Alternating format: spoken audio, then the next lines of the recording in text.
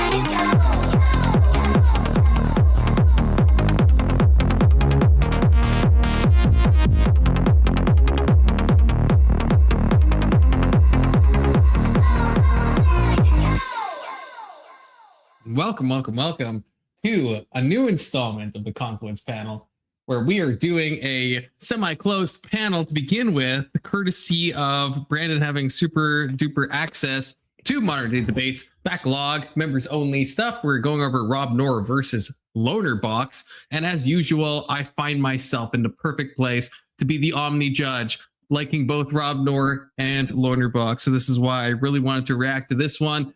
Is Trump a fascist? We will find out. The panel will be open later and all the chaos will go down, I'm sure. But until then, we got a few goys in the back that we're going to bring up.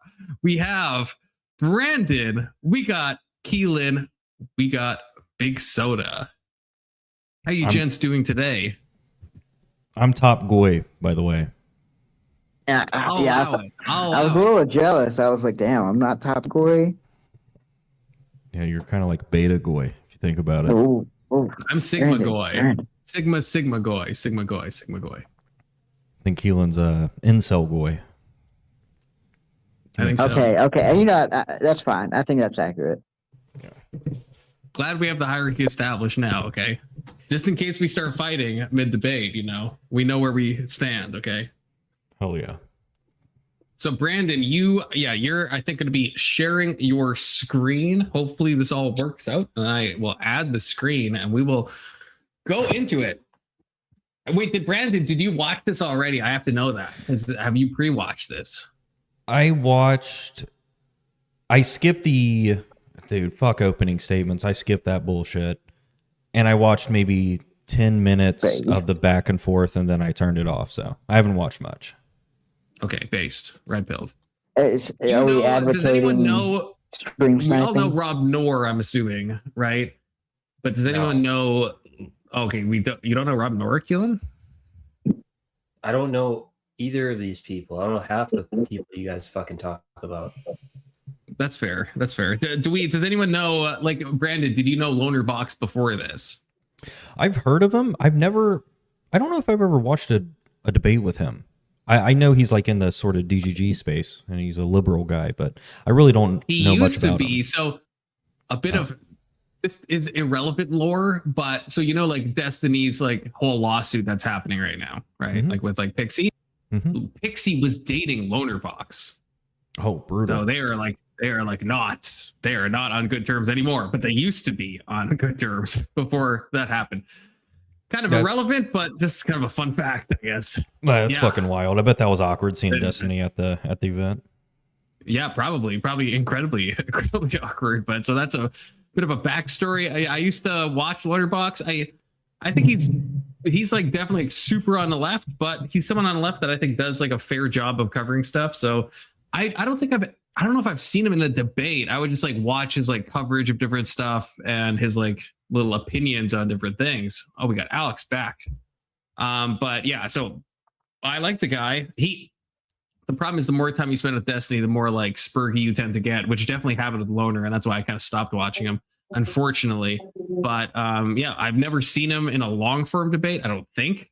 So I'm excited to see this because I haven't watched him in a hot minute. But yeah, I used to be a big Lonerbox fan back in the day. Okay, so we're gonna see how he's doing. Lonerbox, do you guys want to watch the opening statements? I mean, I agree with you, Brendan. I'm not a big fan of opening statements, but if everybody else wants to, it's not a problem. How long are the opening statements?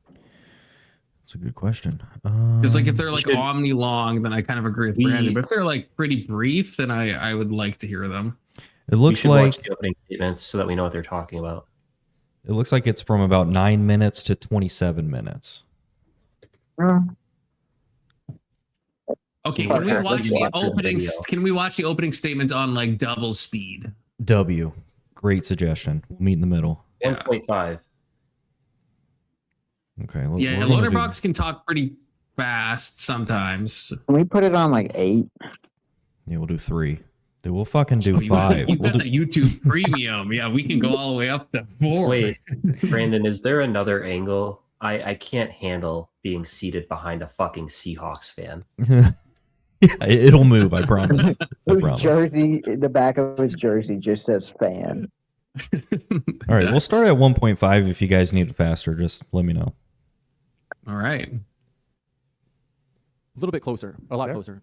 There we go. Okay.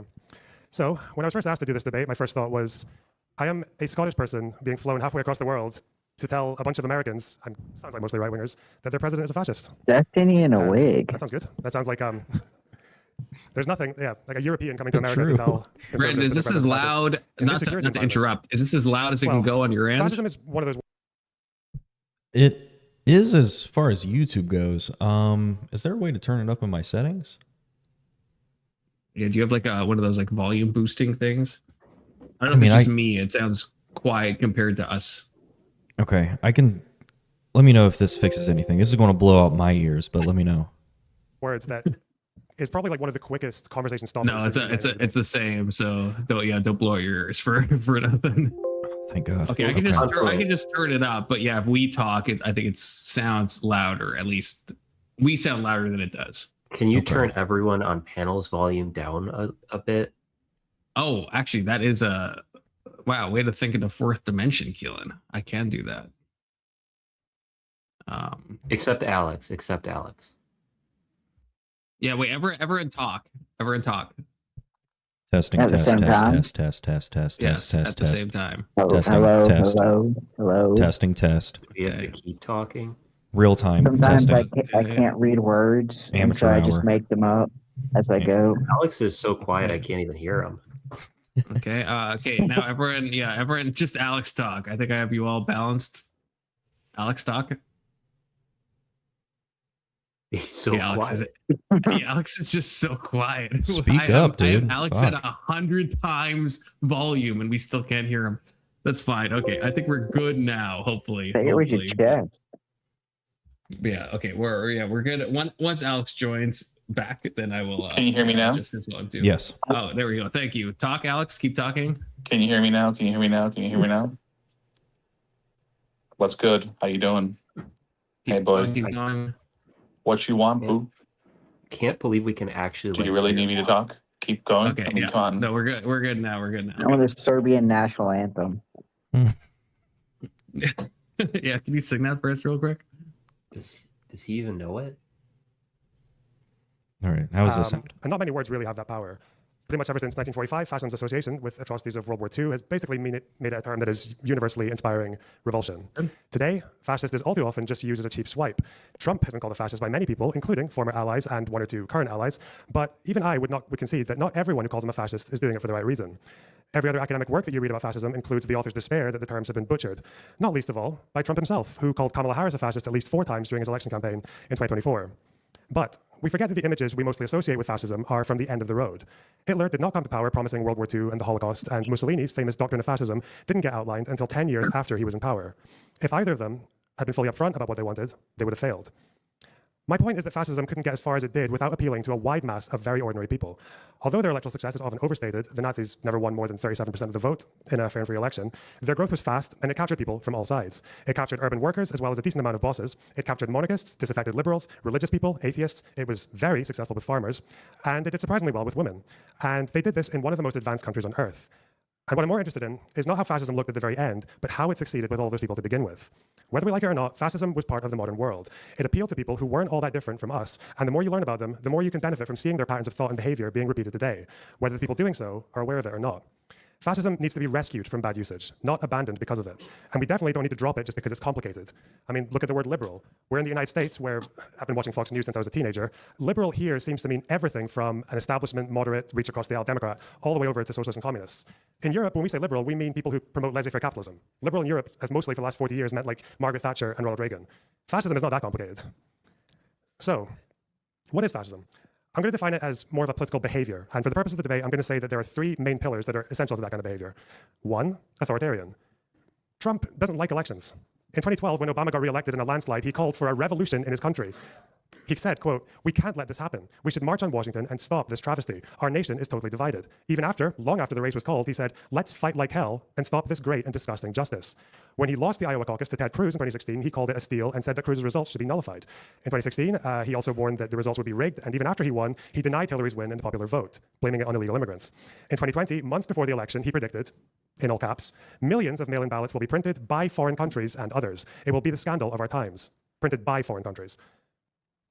The second would be populism. Most traditional dictators are not fascist. They don't see themselves at odds with some kind of hostile establishment within. They are the establishment, and they know it. What's interesting about Hitler and Mussolini is that even when they had huge amounts of control, they were always in conflict with the traditional conservative elite that helped them come into power. Even during the war, Hitler couldn't do everything he wanted, and Mussolini was even more constrained by judges, the church, businessmen, civil servants, and of course the monarchy. Both of them had to deal with the dread of experts. Hitler's administration was famously full of people who were completely unqualified for their roles. His foreign minister's only experience was selling fake champagne to the United Kingdom. His head of labor was a chemistry graduate. He had a literary enthusiast in charge of all of Vienna. Himmler's specialty was agriculture. When Trump announced his cabinet picks, I seem to remember the media very, very aggressively talking about how unqualified everyone was. Hegseth was a... Sorry? 30 seconds. Oh, okay, shit. Well, if Rob's I'll say all this in the middle. It's okay. We can give you an extension if Rob's open to it. You give me an extension? You're so kind, Rob. Thank you. Where was I? Hegseth was a major infantry officer, turned Fox News host who became Secretary of Defense, Secretary of War, Linda McMahon for Secretary of Education, Rick Perry for Secretary of Energy, a department that he once promised to eliminate, RFK for Public Health. I remember wondering, do you think any of his supporters care if these people were unqualified? And I would say no. It's not just that these people are loyal. People will say that Trump chooses people like that just because he values loyalty and nothing else. No, it's deeper than that. He values what he sees as authenticity. He doesn't trust the expert class. He doesn't trust anything that he sees as the establishment. They're different from him. He himself is obviously not really like a qualified politician. That was the same thing with Hillary. Look how qualified I am. Look how unqualified Trump is. Didn't matter. And they like that. Sometimes it means he says some goofy things, like saying that Syria should take charge of security in Lebanon, which, if you know anything about either of those two countries, is kind of insane. But for that reason, old school dictators didn't really want fans. They'd rather that people just quietly accept them, or in some cases, not even talk about them. Fascists are the opposite. Their political action depends on firing up their support base, and this also means that their actions and policy moves need to be exciting. One author said that fascism is more of a set of mobilizing passions than a fully articulated philosophy.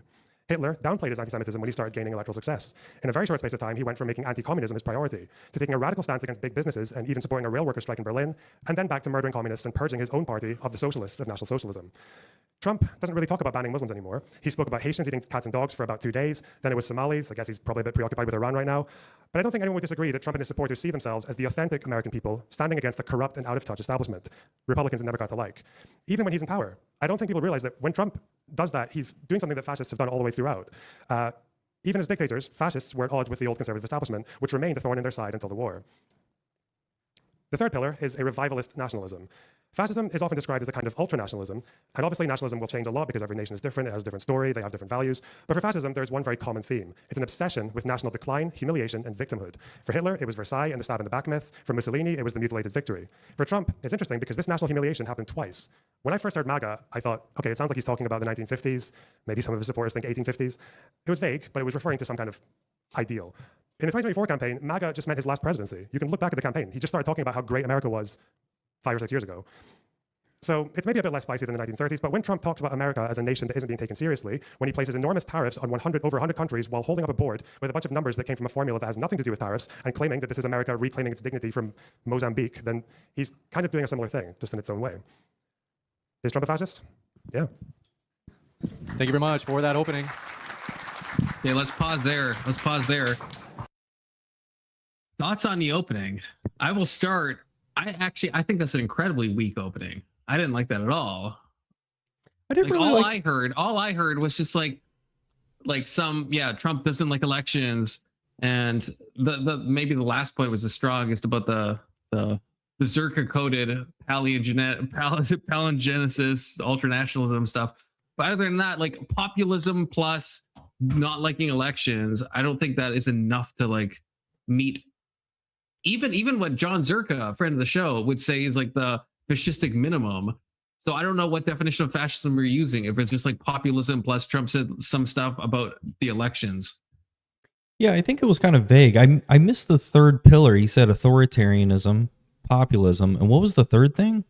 The third one was like the kind of rebirth idea of like hearkening back to some halcyon days. Not his words, but something like that, where he's talking about how Hitler went back to like Versailles and Mussolini, I don't know what he said there, and then Trump was like punting back to either the 1950s or whatever. Well, I think back to the good old days. Okay. Were there 3 pillars or 4?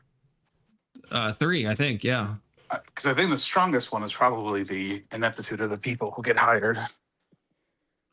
Yeah, that was the populist stance, kind of. I think. Well, no, I don't think so. I think he put that in the same category because he was talking about how Hitler.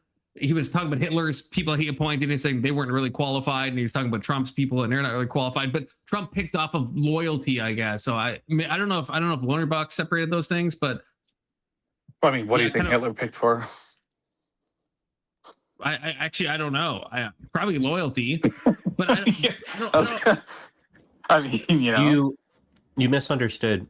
It wasn't that he picked them for loyalty. He said he picked them for authenticity over expertise. Yeah. So like he knows he can like manipulate them regardless of if they're loyal because they can't they're not smart enough to manipulate back.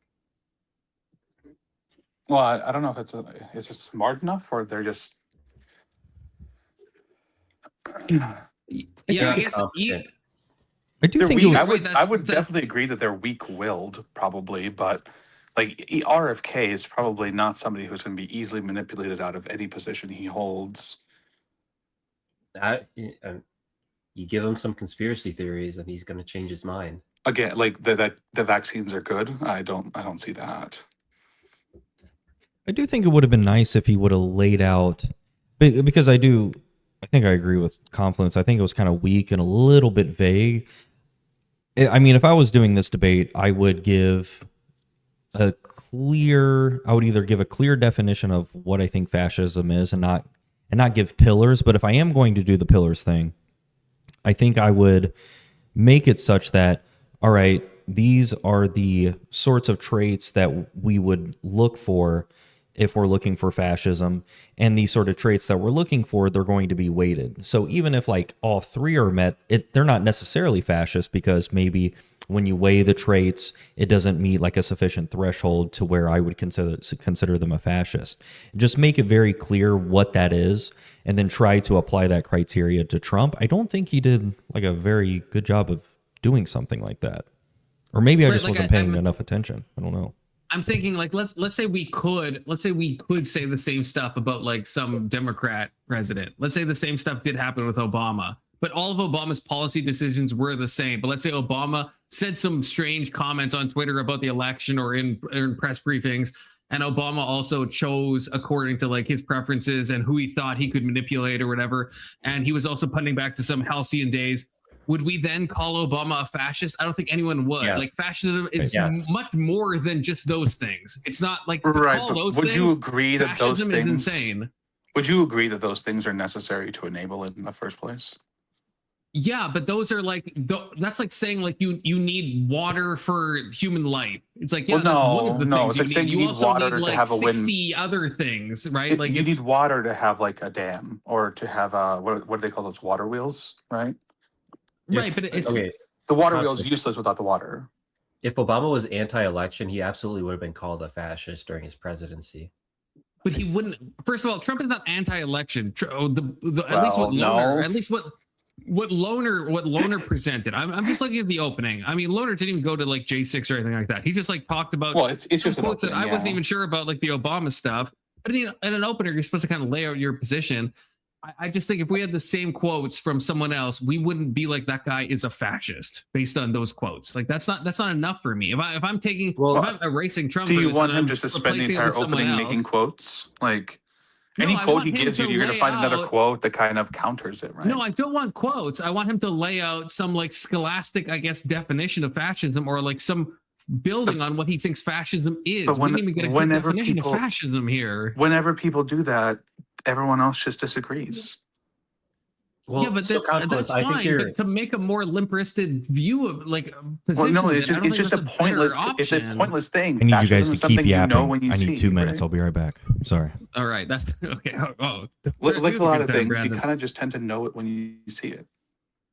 Yeah, but you can't. I don't think you can say that about, especially if you're saying, because his whole argument is that we know fascism when we see it at its end result, but we're trying to predict it. At least with John Zerka, even if I disagree with Zerka, I think Zerka did an incredible job of at least like going into the scholarly roots of this and coming up with a bit of a hodgepodge definition, but like tying a lot of specific criteria on together and building something out of that. And I would have appreciated that instead of just like, I'm just going to pull 3 arbitrary points and say that is what I mean by fascism, and then use that as my opening. And again, I like Lonerbox. I'm disappointed by this opening. You're remembering the entirety of the Circa debate, whereas Circa's opening was awful. Yeah, it was god awful. Okay, that's fair. I don't remember the exact opening. I think it's a little too whole thing. That's like fair. The opening is not the place where you provide like ultimate evidence. You lay out what the case you're gonna make, right? And as far as that, I'd say he laid out foundational or fundamental pillars of it. Now, to say that even if he makes those 3 points, that it automatically means it's fascism, I'd probably say no. But if he can make those 3 points, then we're already kind of on the way to that belief, right? Okay, wait. I feel like I'm just having a brain blast here, and I could be like memory fucking holding myself. But I think in Zerka's opening, he still laid out. I can't remember the guy's name now. Does anyone know the guy that the guy that Zerka was obsessed with? Palingenetic ultra nationalism. I don't remember his name. He said way. But Zerka did mention that in his opening. He talked about that specifically. Like that's at least a criteria of fascism. Yeah, that is the fascistic minimum. So I think you are drawn to more intellectual discussions, and that's why you're drawn to Circa's opening more. I don't think like his was more refined in a way, but this is more like persuasive.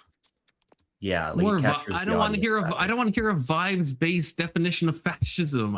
It's not vibes based because It sounds like it is. It he's sounds already like you included- want So to hold be on, hold on. vibes-based. Just think about the points he made, though, right? So if you consider that any leader is doing this, they're hiring people who are incompetent to run all the positions. So he basically has ultimate control over his entire fucking thing, right? They're constantly calling back to some days and labeling other people as unwanteds and whatever else. And then whatever his third point was, that looks really fucking bad. Like that's not a good sign by any measure. It might look bad. It's not fascism. That's you All he fine. did is say this guy That's seems fine, to be but a there's little, no way to weird prove with fascism in a single elections. fucking debate. This You guy understand that, seems xenophobic. I know. This guy. All Lonerbox is saying is this guy has made sketchy comments about elections. He's a bit xenophobic. He hires people that he thinks will agree with him that he can possibly manipulate, and he harkens back to some halcyon times. That might be bad. That's not fucking fascism. It's just He doesn't. not. He doesn't just That's a hire people stupid who might agree with him. He fires anybody who fails. Fascism. He fires So, anybody who fails to agree with him. That's not. He didn't say that. He didn't. We can. I understand it's just the opening, and we can talk. Yeah, about this is side literally talk, just but the I'm just opening. saying- I mean, yeah. I understand that, but I'm judging just the opening. This opening, I think, is weak. He's not giving. You're a judging good it based on definition the of it. He's idea not- that it's the entire fucking debate. Yeah, no, it's a I'm great judging the opening. opening. To be clear, I'm judging only the opening. Hold on. It's a Lonerbox good might opening. fucking go on to slay. I'm just judging good only opening. the opening. I haven't seen anything else. I'm just good saying, opening. like, I don't expect a whole lot of detail or a comprehensive argument in an opening. Just saying. It's a good opening because it gives his opponents things to comment on, and it gives him things to build on. So I think it's a good opening. Yeah, I guess we just disagree. I want to see like criteria being mentioned of what. I mean, even in like Andrew Wilson's debates that he's had with Wick on the fascist, is Trump is fascist, right? Wick, I think he used the 13 points or whatever. I'm forgetting all the scholars' names right now, but there's that one guy that everyone uses that gives like these are like 13 kind of criteria that you can use. And Griffin is the one that I think Zerka likes. I think it's Griffin. But there, yeah, you have to lay out like either a minimum or some maybe like DSM style. If you meet like 5 out of 10 criteria, you have to give some definition. I mean, we didn't even hear a definition. That I don't know how that's a good opening if you're not even giving a solid definition of fascism and showing how Trump meets that definition. You could do that in 2 minutes flat. I don't know. I understand I'm being a little harsh on him. I understand that. I didn't like the opening personally, but You can see it's. I'm more probably being a vague little than- hard. I You think see his it's more opening vague failed than- to Grippish trilemma. No, you don't hear me. I think based. It Who did doesn't? fail like Grippus Trilemma. It's true. I think you can claim that the opening is more vague than other arguments you've heard, but that doesn't mean it's a bad opening. Yeah, that's I my don't know sort of if criticism. I can just replace Trump with anyone else and just think again, like 'cause that's what I started with, right? If Obama did those things, would everyone call Obama fascist? Would Lonerbox Yes. call him? No, it's not. The stuff that makes Trump a fascist is not the stuff that Lonerbox presented. Like there is way more things that makes Trump If fascistic Obama- than what Lonerbox said. If Obama was like, I hate elections, I'm gonna say elections are rigged, blah blah blah, to say these elections aren't right, everyone would be calling him worse things than a fascist. But they're being imprecise. That's not what fascism means.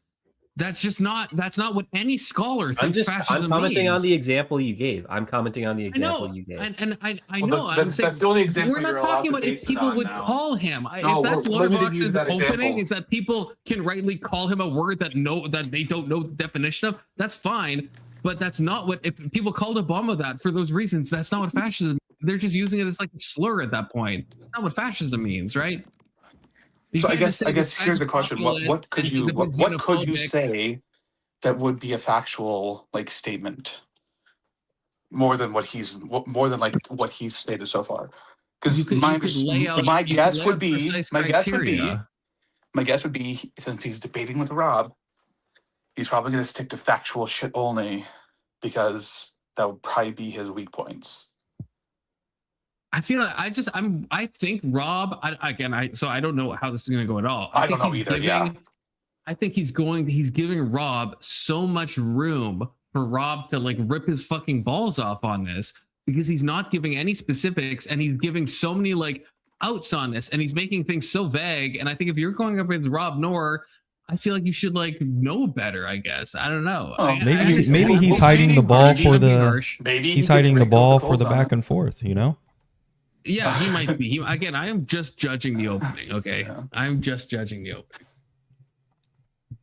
All right, boys. Okay, let's hear Rob's. I hope I have the same energy for Rob's opening. Okay. Probably not. Hey, who knows? Rob might kill this opening. Obviously biased. Let's go. With that, we'll kick it over to Rob for his opening statement as well. I get to struggle. Got the timer set for you, Rob. Do you know how much time I have? 7 minutes.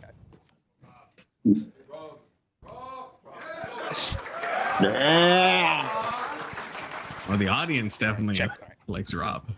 All right, Crucible everyone. Con. Thank you. What was with that low energy shit? Am I right? Well, let's amp it up a little. It's a I'm party. judging by their Yeah. talent if you can bring me in. Thank you. Now, Okay. before we get started, I have to say, I don't know if Jay Dyer's here. What's up, Modern Day Debate? Why Jay get more beverages than me? I think that's some shit. Yeah, I think we could unionize here, more beverages. So I thought maybe it was his hat game. So we'll go with Jay Dyer. It doesn't fit very well, so I'm gonna immediately backtrack from that. Well, I've lost already. Before we start, I just want to say thank you so much to James, Modern Day Debate, everyone that's here. You guys are the best. A special thanks to you, Lonerbox. I know that we Loner's switched to not your having debating, that. and regardless of the beating I'm about to give you, I do really appreciate it. From the bottom, I really do. It's really cool. It's not easy to switch when you've planned, so I do appreciate that. So let's get to the boring stuff first. Definition of fascism. Here's the framework for how to view he's this. very debate. I'm sassy. going to give you a definition of He's like fascism. Alex. I'm going to prove that that definition is superior, and that under that definition, Trump is not a fascist. But if you're a delusional lefty that's here with Lonerbox or Destiny, you might say, actually, we're going to go with Lonerbox's definition. So I will prove under Lonerbox's definition why Trump is not a fascist, and then we'll talk about important things. So first, let's start with the boring stuff. My definition is going to come from Roger Griffin's 1991 book, The Nature of Fascism. And fascism is going to have three parts. Now, the first part is that it is populist. I will argue in both of our definitions when it comes to populism. The problem is going to be that every modern political campaign in the world is populist. Name me one campaign in any country that you could think of that is remotely effective, that doesn't speak to the importance of the people and giving the people power and distrusting wealthy people or distrusting, some sort of oligarchy or elite. So one thing I want you to remember, if everything is fascism, then nothing is fascism. And what you'll see is with these definitions, especially in the way that Lonerbox is applying them, we're going to see that it would mean that so many of these movements of the specific things they're talking about would fall into the category of fascism. The second thing that is a criteria for Griffin for fascism is that it has to be palingenetic. Now, palingenetic is just a fancy term that means the vision of a radical new beginning which follows a period of destruction or perceived dissolution. So picture Mussolini, right? He's a fascist. He wasn't a reformer. He wasn't saying, let's go back to what our politics were 60 years ago. He was saying he literally wanted Romans with like the SPQR tattoo driving around in like Benzes and things like that. He literally wanted the destruction of the country to go back to a time before the country. Now, does that sound like Trump? No. Trump is a reformer. Even Lonerbox said, he said, well, maybe it was going to 1950s or 1850s, and now it's just about going back to the last election. Trump's not suggesting that we go back to some puritanical time, like before the founding fathers, to what the country is. He's saying that Make America Great Again was a time where we had more Christian values, where we had more secure elections, where we had manufacturing in this country, where we had strong, robust, hard, and soft power around the world. That's what he's talking about, not a radical destruction. Because of that, it's clear that Trump, not being palingenetic, would not be a fascist. And remember, in both mine and Lonerbox's definition, you'll have to meet all three criteria in order to be a fascist. So if I could prove in either of these definitions that there is a part of it that Trump doesn't meet, he's not a fascist. The third is, and it's very similar to what Lonerbox says, ultranationalism. He says that it's revivalist nationalism, but it means the same thing. His author is going to be this guy, Robert Paxton. That's where he's getting most of this stuff. Paxton talks specifically about the term ultranationalism. What he's referring to there is the idea that the country is above everything. It's above you, it's above your family, it's above your church, it's above your business.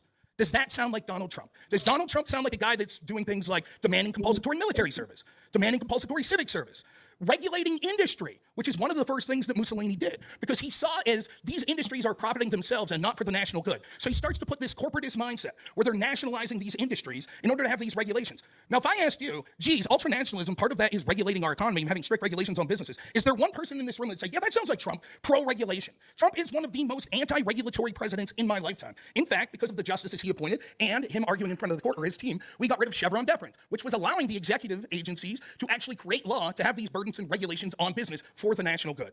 In fact, I will argue in both my definition and Lonerbox's definition, the modern left, particularly the more progressive left, actually meets these definitions far better than Trump does. Who would you think of as regulating industry for the national good?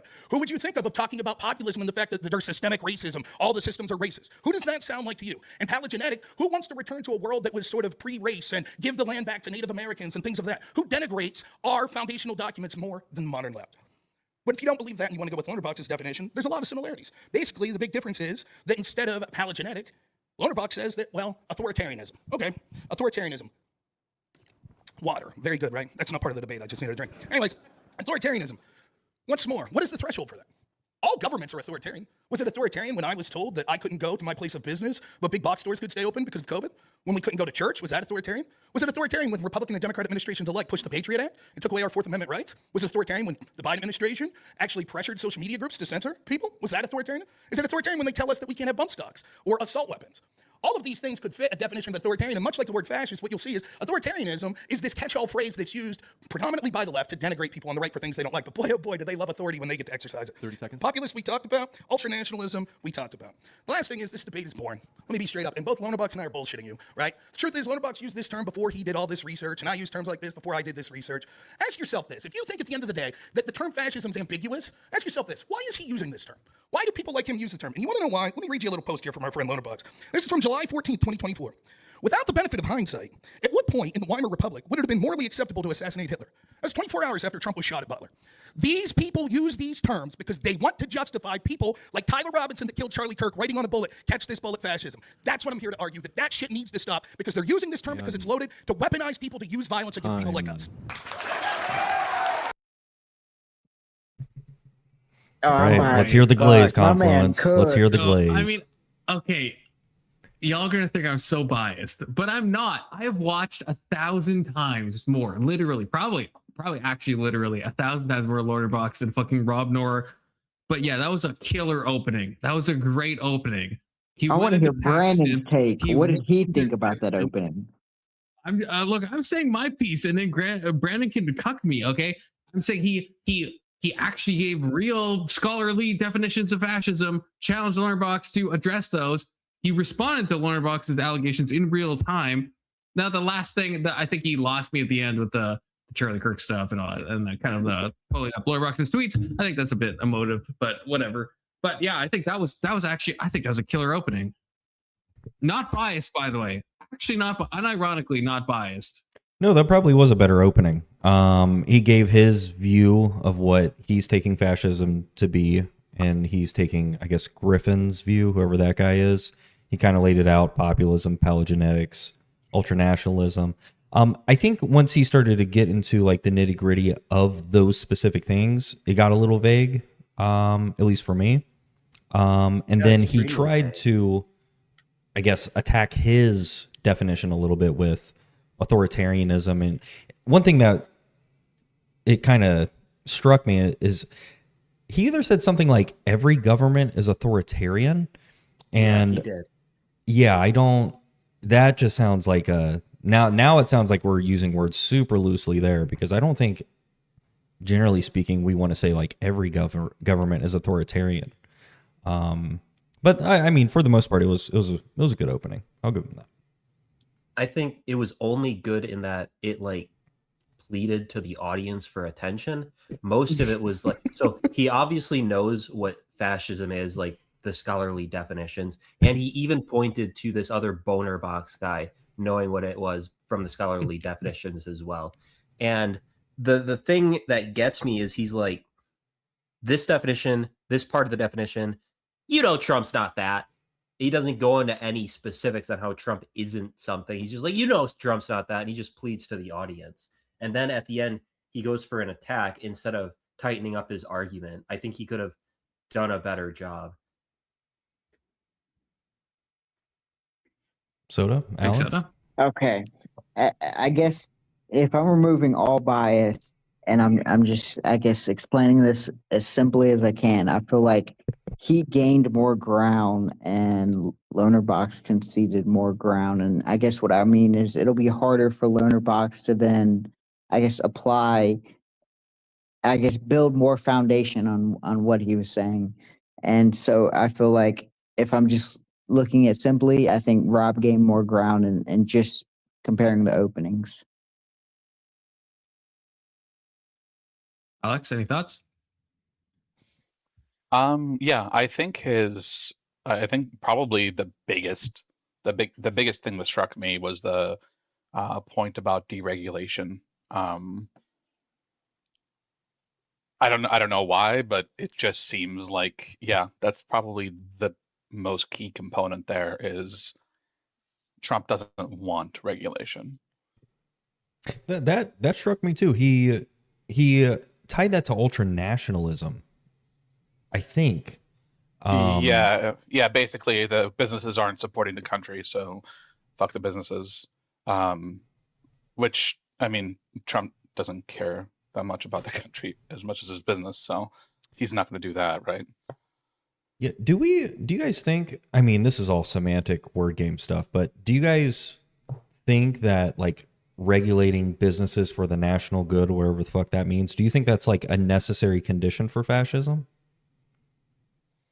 I think it's a pretty core component. Like it depends. It's a what component of definition you use, but ultra-nationalism, right? Which is probably required for fascism, or I no? would think so. And that point Yeah, I struck don't me know. too. Like the whole like the Chevron deference case that he was talking about. Yeah.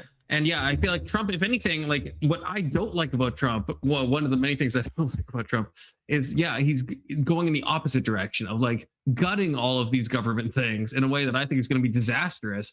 Whereas like people like Mussolini or like the people that we normally call fascists in history, where it kind of did the opposite, where it's like more like top down government control.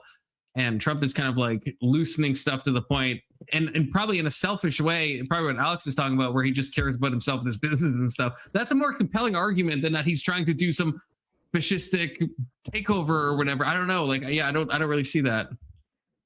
Do we think Trump is worse than a fascist then? That his family is the country? Because that's kind of what I get the sense of when he talks about his family and all the business dealings they've been doing, especially in the second term. What, like he's a could fucking be king? like I'm not opposed to that. Yeah, he could be worse than a fascist, but the debate isn't. It's like the debate is he a fascist? Like he might be even worse than that. I don't know. Yeah, like, but he's. I think Bonerbox has a lot of good places to go with this. Like, I think there are instances where you can say, well, he actually is regulating things more. And I don't know how Rob, the truck driver, would deal with him saying, like, he's making his family the country. Rob the truck driver is crazy. Like he's fucking Bob the Builder. Lonerbox versus the truck driver. Well, I mean, he looks like a truck driver. And I mean, Lonerbox, come on.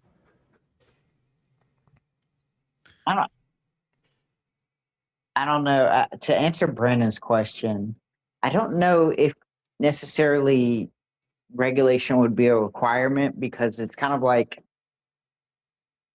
like let's say you're more business savvy before gaining power, and so a lot of your friends are in this specific industry. Do you necessarily need regulations to then still be a fascist if you still hold like dear to the other tenants?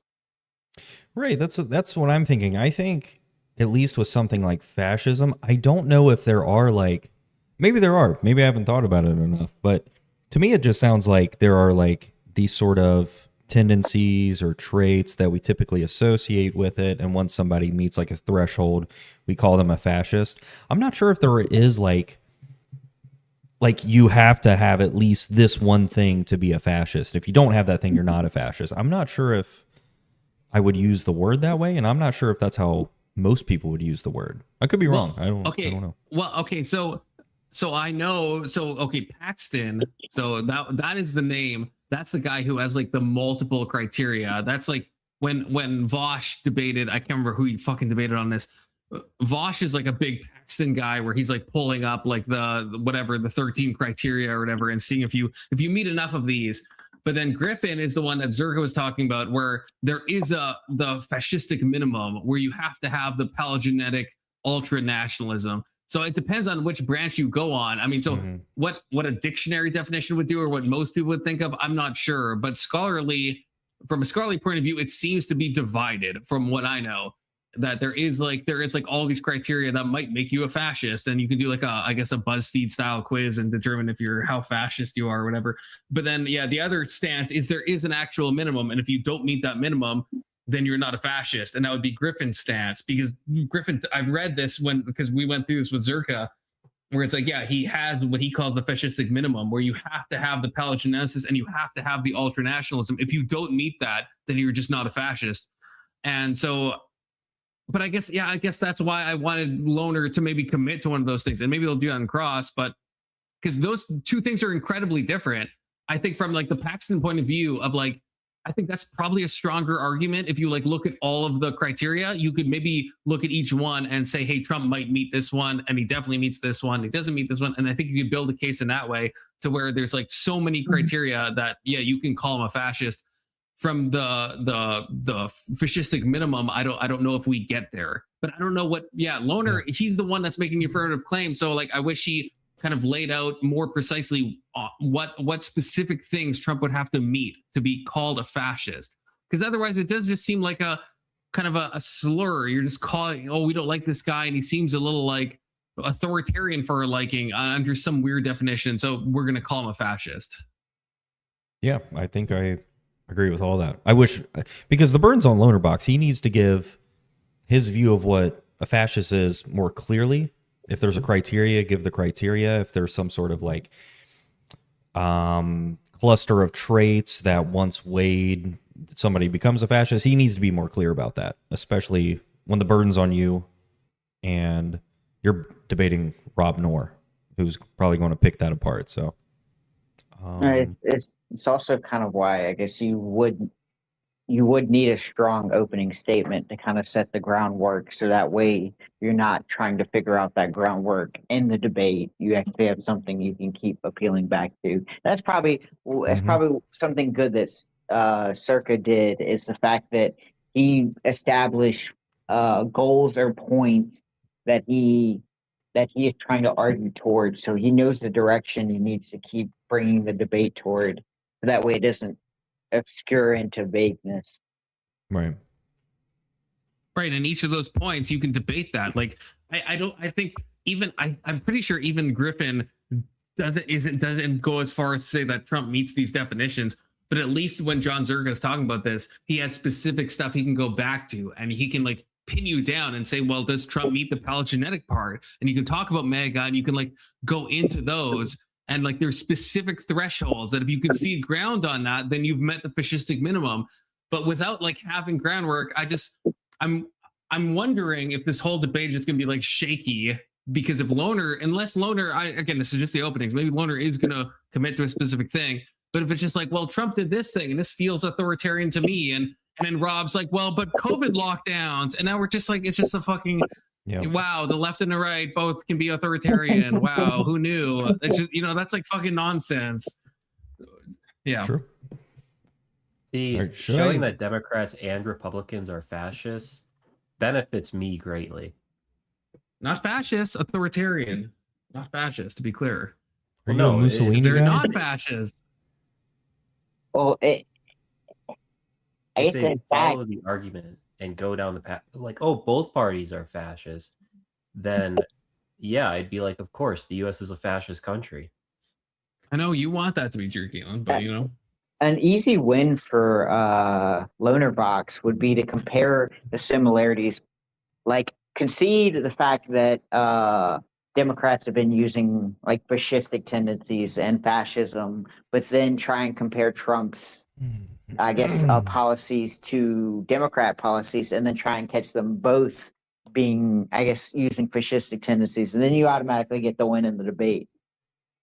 True. Right. There's ways like, or I think that's so true, maybe why King. Zerka chose his stance, because actually didn't hear a word Democrats do authoritarian things and have authoritarian tendencies, but that is not fascism.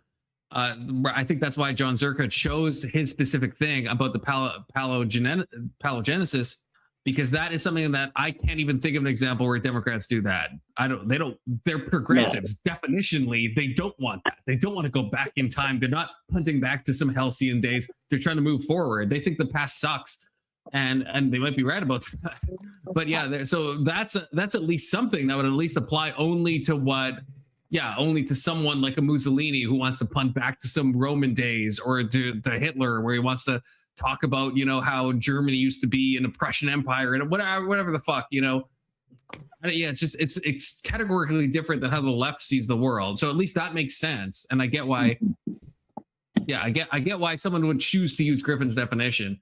But I feel like you have to, I'm not trying to loop on myself, but you have to pick one of those two things, the criteria thing or the fascistic minimum. And I think the efficiency minimum would be an easy one to argue because then you're kind of that boxes out the left automatically. And now you're just in the debate about does the right meet this standard? Does Trump meet this standard? Because I don't think anyone would argue that the left meets the Paladin as part of it. Yeah. All right. Anything else? All right. Standing ovation for an opening statement is fucking crazy, by the way. That is wild. All right, I got fucking- the timer set for you, gentlemen. What's that? The Wait, floor- was that Gibbs? Was that Gibbs? That is Gibbs, right? Holy shit, that is Gibbs. What is that Gibbs suit, is fucking dude? drippy as hell. Jeez. He's in the wild. He looks like he's in the Wild Wild West movie with Will Smith. I've literally good seen him fucking in Red movie. Dead Redemption 2. I've literally That's what I'm fucking saying. seen him. Okay, That's I've fucking Arthur hogtied that Morgan. motherfucker in Red Dead Redemption. He absolutely is in Red Dead Redemption 2, yeah. Wow, dude, I think I may have killed him a couple of times. Timer set for you, gentlemen. The floor is all yours for open dialogue. So let's do the boring stuff first. Hey, the can I respond to definition. that first? What's that? Can I respond to that first, or did you want to? Yeah, why not? Okay. One thing about authoritarianism, my definition of I'm not using it as a stand-in for And just let me know when you guys want to pause it. Just let me know. genetic. I'm just saying authoritarian means that it's in contrast to liberalism, which basically offers one, again, we can talk about government overreach all day. Like yes, I accept every state does this. Authoritarianism is contrasted with liberalism, which offers people this basic right for citizens and contending political parties to influence the composition of government through elections. Authoritarians don't like that. Anti-authoritarians do. Do you have a problem with that definition? Or? Well, yes, because what I would say, the devil's in the details there. So for Wait, so is he defining authoritarianism as just being against democracy? Is that what I heard there? Am I tripping? I don't know. I really hope not. That's what it's- Lonerr did say that every state does this, so he's kind of agreeing with Noerr on that one, which I don't know if I would agree with that, but I got to go back. I'm sorry. That tripped me out. And contending political contrasted with yes, I accept every state does this. Authoritarianism is contrasted with liberalism, which offers people this basic right for citizens and contending political parties to influence the composition of government through elections. Authoritarians don't like that. Anti-authoritarians do. Am I tripping? I don't know what he said that every state does. I didn't catch that part. The part that was right before where you started. Okay. Yeah. To me, it just sounds like he's defining authoritarianism as being against democracy. That's just what. Okay, maybe I'm tripping out. Fucking Run it back. I mean, he's saying it's against liberalism. Maybe I'm being It- it autistic. liber- Who knows? I think he's saying that like liberalism is the antithetical to authoritarianism or something. to Yeah, that effect. I think you might be tripping, Brandon. In my mind, because I don't think we're talking. I don't think he's talking about voting. I think he's talking about like the election of your officials. Yeah, I think he's more talking about liberalism and like the Bill Maher and Jordan Peterson kind of like the big L liberalism back in the day of like, it's so both things would still be under a democracy, I but see. one end wants to, when they're in power, wants to control things, and one end wants to be like live and let live. That's my reading. I don't know. I might be retarded though. Well, I am retarded, so it's hard to say. Okay. But that's Yeah. how I heard that. Yeah. I agree with that. I grant you that. I grant that you're retarded. Do you have a problem with that definition? Or? Well, yes, because what I would say, the devil's in the details there. So, for example, in this representative democracy we have here, if I vote for someone under the auspices that they will operate within the framework of our Constitution, and then they violate that, so they violate the First Amendment, is that authoritarianism, even though they were duly elected? I wouldn't say that makes them an authoritarian. You could call it like on a spectrum of authoritarian measures, sure, or anti-democratic measures, but there's a fundamental difference between someone's worldview when they say that they are accepting that they exist in a country where people get to choose the makeup of government through elections and people who don't. Okay, so then what would be the criteria we put that? You would acknowledge that it's just the rhetoric of Trump that would meet that and not the actual action. We had elections, Biden won, etc. So it's the rhetoric that's the problem? No, it's the fact that he tried to change the results when he lost. Do you think that he had any success in changing the results? What do you mean? Was that what I asked? I said he did. He tried to No, change I the results asked when he you. lost. I didn't ask you. He tried. I asked the Crazy question. So he question. tried to change the results when he Okay. lost. Right. So he You don't tried. get let off the hook for failing, right? He tried, but he lost, right? Do you think there's something to be said about the actual effects that went into action? So Well, if in I the sense that try he and did I it badly. lose, if I try and I fail, and then another person tries and they have some sort of success, which one would be worse? Well, going back, Hitler failed in the It's beer like hall moral putsch, luck. and he still ran in elections. Was he not? Yeah, being if I left tried to authoritarian kill when he did you and that, I or- failed, would you be like, "Oh, I'm he's not- we're good. talking Don't about worry this on a about it"? sliding scale because you're using Like, sort of that's this not- unique you don't get definition of points for that. authoritarian, right? We could argue back and forth about it. What we would all agree is that there's certain thresholds of authoritarianism that wouldn't rise to the level of fascist, correct? Would you be satisfied if I changed it to like anti-democracy, or? He's just moving on from But that point. that's your definition. That's why I'm asking, because I just want to see if we can actually find If it's a definition that we agree on. And instead of going through this, I'll get to the punchline. Like Trump and him trying to have a proposed legal challenge because he thought that there were shenanigans that went on in 2020, which he was right?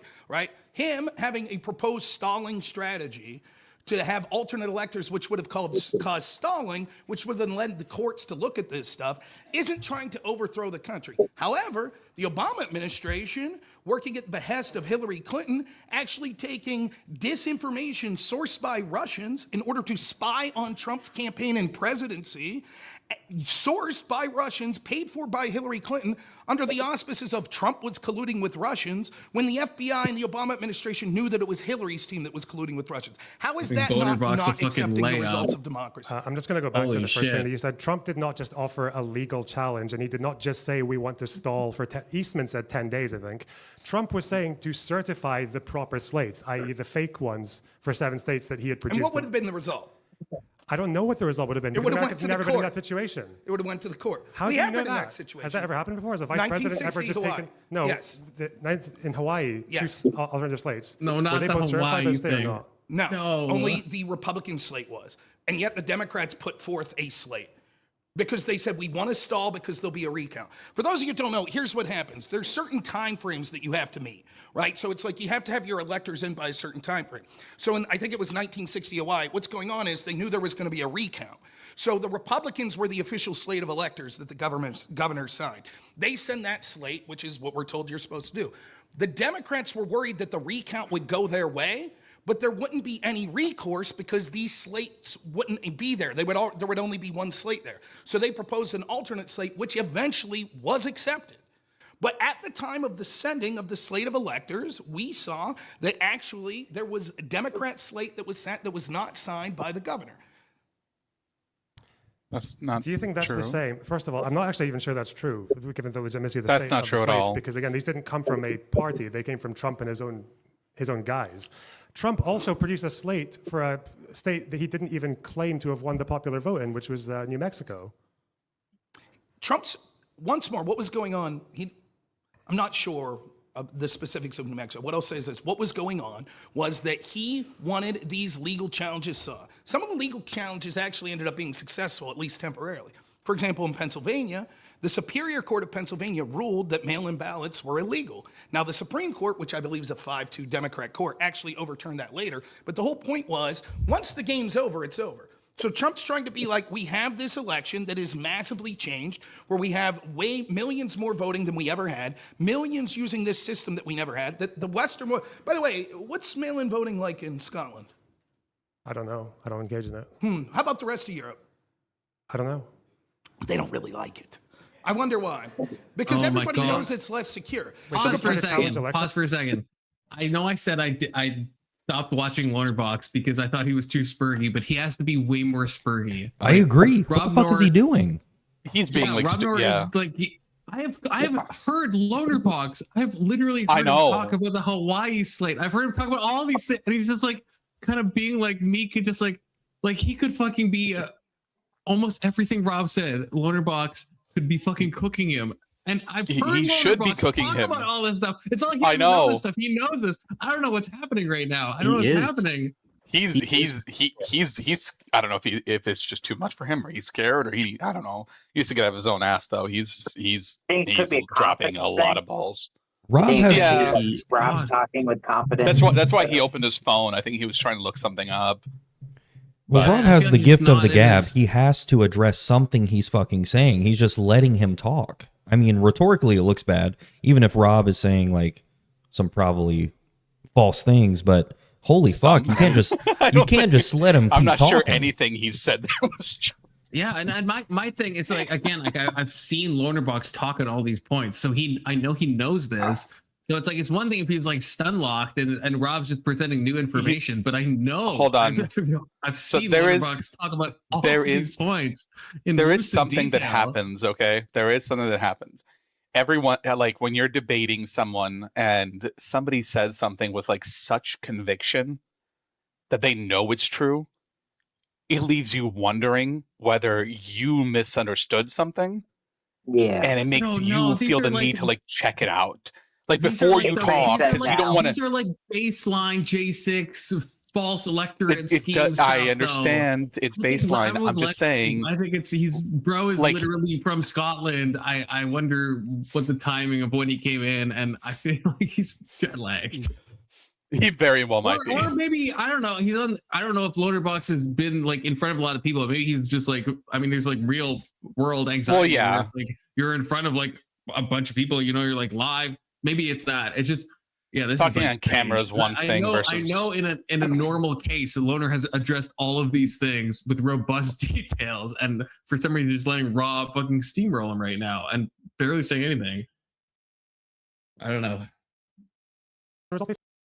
On them since when we've done that. What I'm saying is that it's perfectly This reasonable. country's been doing it since the Civil War, no? What's that? This country, America, has been doing it since the Civil War. Not no? like this. Like So so. just with more people. is it? Having absentee ballots or having like certain ballots because you're in the military, you have an illness is different. Like in my state of Pennsylvania, I think the amount of mail-in ballots that increased were something like 20 to 30% of all of our ballots were mail-in. And there's significant problems. But I'm not getting into another Just to be clear, though, January Rob, 6th debate these, again. Well, these weren't the same, but these weren't the same complaints that Trump was having at the time. Well, first of all, before the election, he said that these alternate votes were going to be cast by different countries. We know that's not true, right? He's not even saying that anymore. That other countries were just making ballots and sending them to the United States to get them cast. Well, we just had the revelation in 2020 that we saw China was hacking voting systems. Well, what and was stuff China that was doing? covered up by Was China making ballots and then trying to get them cast in the United States? There are allegations of that. Brutal, No, they weren't bro. doing that. We're likely that's to not- learn more. We're likely to learn more about we're it. likely I to learn know more. that What you is and it? the We're lefties likely to don't. learn more. Fucking We're likely to actually learn The more. story's just breaking. We were told over and over certain things like illegals aren't on the registry. Oh, they are. Well, illegals don't vote. Oh, we are. We just learned that this week. Then we had the story break about China. Actually, China was doing everything that we accused Russia of doing in 2016. And instead of our FBI deciding, oh, we're going to just blow up this massive scandal to help Hillary Clinton, this time they covered it up. Now, if it's so important to secure our elections from foreign sources, why did the FBI hide that information The for story, years? again, I feel like I need to correct like three things at once. The first thing that happened with China that we do know about, we'll get the facts in the future. Hopefully this thing that Trump just pulled out of his ass 6 months before the 2020 election just turns out to be true now when we don't have any facts. In China, there was one actor apparently who downloaded publicly available voter information for 6 states. We don't know why they did that. US Intel doesn't know why they did that. That's the problem. That's what happened with China. Someone in China downloaded publicly available voter information for 6 states. Not they tried to cast alternative ballots or fake ballots or fraudulent ballots, send them to the United States and get them cast as votes. When Trump said that in 2020 Thank you, before the election, Loner. it's made up. Again, Yes or no? what? Yes. Did you get that from someone? Again, Trump specifically saying things. no yes or no. Oftentimes he's prone to hyperbole. My man Dinesh called him a fabulous. I thought that was a good word, right? Like he's prone to hyperbole. I don't know specifically believe everything. it. You said it's true. We just don't have any Let me facts. finish. Probably we'll look into it, and he didn't say exactly what you're quoting. It's irrelevant to this point. What I'm saying is Trump thought that there were problems with the election, as did millions of other people. He wanted to delay and tack it to see it. The other side did everything they could to rush it along because they weren't on. Why is he not pushing back on it's a delaying tactic? Do we have any evidence that this was a delaying tactic? Is he saying, what is he saying when he says that it was a delaying tactic, sending people over to the Capitol? What is he calling a delaying tactic? And do we have evidence that it's a delaying tactic? Why is he just letting him say that? I think he's talking about the slate of electors. Yeah, he's hoping that Oh, sure. it'll get sent to the courts and then it'll go. I guess And then the recounts would be forced or something. That would be. And and they would make that's why everyone was mad at Mike Pence, right? When Mike Pence went back at like 9 p.m. to like certify the election, because the whole point was like to delay things until I guess the false electorates could go in. Do we have the January 6th was already after it was solidified and everything. Do we have evidence January 6th? It happened at late at night on January 6th. January 6th stopped the vote. It stopped the slate of electors from being and Mike selected. Pence went back in late at night to certify that, which is resolved in November. Which he did not need to do. He could have just went later. Okay, which is what Trump wanted. Day, which was That's why I don't Trump want to say W Mike Pence, but kind of W Mike Pence in a way. No, that was definitely W Mike Pence. It's ballsy. We're like 6 years later and still have absolutely no further information on any of that shit. So I feel like there's some like debate perversion going on unironically. Because this whole like Rob was originally saying, I think, right. Well, the claim was that China was actually casting ballots. This is what Trump was saying. Foreign people are casting ballots, and then Rob's response to that is, well, but these foreign governments do influence our elections in some ways, but that's not the same as like casting ballots. And Rob has to know that. I don't like that. I don't like that because that's like obviously like changing things entirely. Mm-hmm. I think he questioned whether Trump specifically made that statement that China was either trying to make ballots or actually voting in the election. He did as well, and I don't know that. I don't know if Trump has claimed that as well. That was something that Trump mentioned, Lonerbox mentioned that, and especially with the Obama thing, there was like a lot of quotes that Lonerbox said that I don't know if they're true, but I don't like that. Instead of like Rob should start with that to be like, well, I don't know this quote or not, but instead Rob just immediately pivots to like, well, but do you know that China and these other foreign governments try to influence our elections? That's not the claim that Lonerbox is asking. What he's asking, what do you think that they cast ballots in our election? Those are entirely like not even related. Those are entirely different categories of things, right? Like obviously, Russia and China try to influence our elections. That's the same as them casting ballots that are being counted and are actually like literally being counted in our elections. Those are like completely like night and day things, right? Do we all agree with this? Yeah, of course. So I feel like there's some cuckoldry going on with that. I feel like Kirk, I can't get off of it. Is there evidence that the fake electors was to try to delay the certification rather than to overturn the election? Why should we accept the delay hypothesis? So hold on, just real quick. So if there were two slates of electors there, then they would basically declare that they don't know which one of them are valid, so they would just be not counted. And given the rest of the states, it would have been not enough votes to certify it, and it would have had to go to the courts.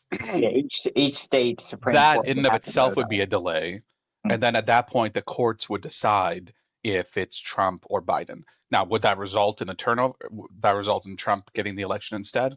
I mean, conceivably, maybe. Probably, but he's calling it a delay tactic, though. Like, I'm doing this because I want to delay the certification of the election. Whatever the fuck. I'm not into politics. Okay. Rob is still under the delusion that they would find evidence that would have overturned the election. The idea, and I might be repeating what you just said, Alex, but the idea of the fake electorate thing, the goal of that is for that it will end up with a Trump victory if they have their alternate slate of electors. But January 6th and stuff, that is the stalling tactic to get the slate of electors into the courts and all that, so that it will ultimately be decided in Trump's favor. So it's a stalling tactic in the sense that once we can properly decide which slate of electors is correct, and then Trump will hopefully win from that. So it's like both. It's like we're trying to stall to the point that the alternative elector or fake electors, which is what it actually unironically is, where we can get to that point where then they can be ruled in Trump's favor. That was the whole thing of January 6th. That's why we're trying to stop everything and delay everything. So we're trying to delay it so it can go to the courts and Trump will hopefully win from that. I Well, think then the it's biggest hope is that some states do a recount and then recount the votes, and then hopefully you find something different than the first time. I think that's But kind not of the even biggest that. thing. Not even that. There is like some weird stuff, at least from my memory, and someone correct me if I'm wrong, but there is something where states do have the authority, right, to choose their state of electors, right? So that Oh yeah, that's the whole scheme, right? Yeah. So it's like this. So there would have to be some court that decides which one of these electors do we agree with the normal processes, or do we go with the alternate state? But if everything is called ahead of time, then Biden just wins. But if we have the opportunity to now have the states possibly choose their own slate of electors, well, then maybe Trump wins.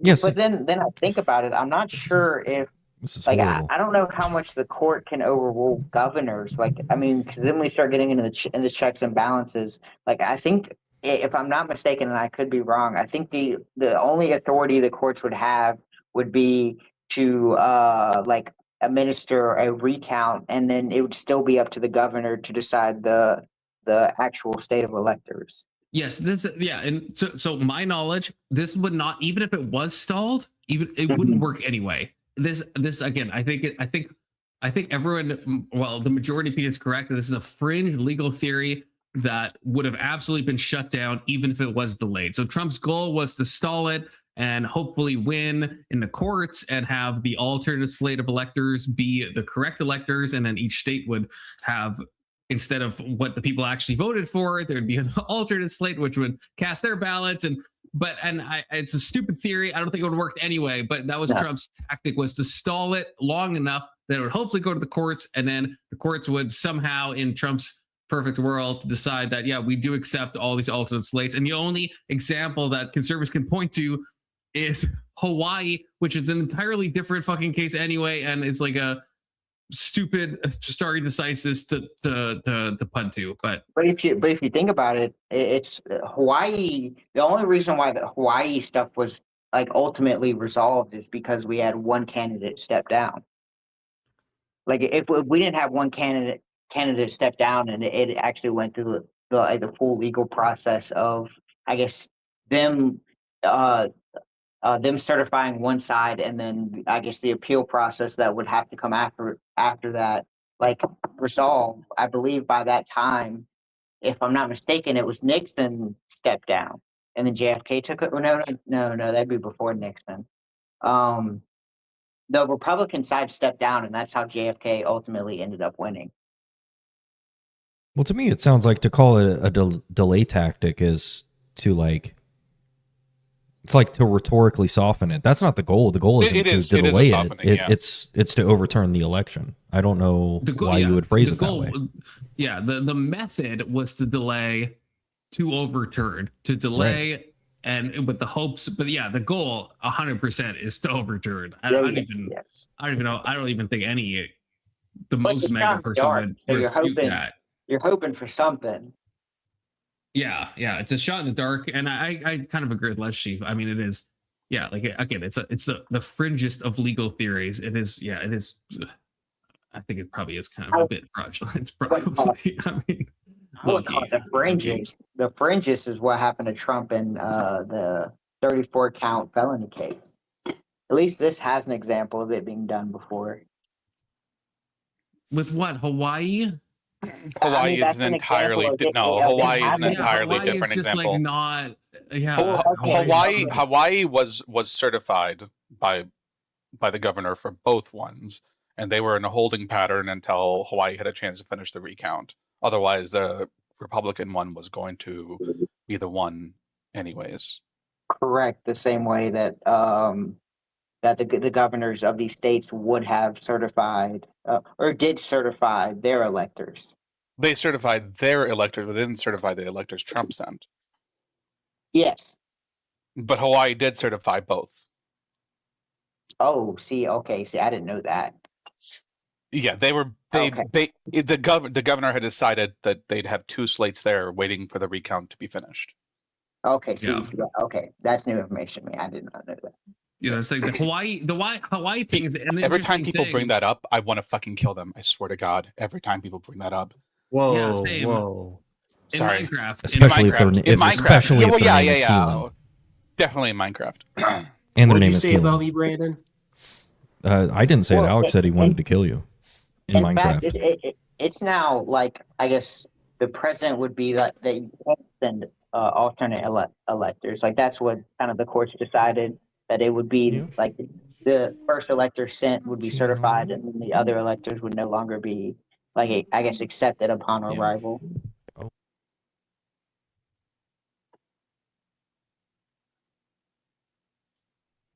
Wow, we may actually get to a video conference. There's no way. How far are we? That's because Brandon's controlling the flow. True. Sorry, I'm like. Well, we have 2 dealing hours with left still. 3 different things here. Oh, We Sorry. still got 1.5. hour and a half. Yeah. All right, we ready?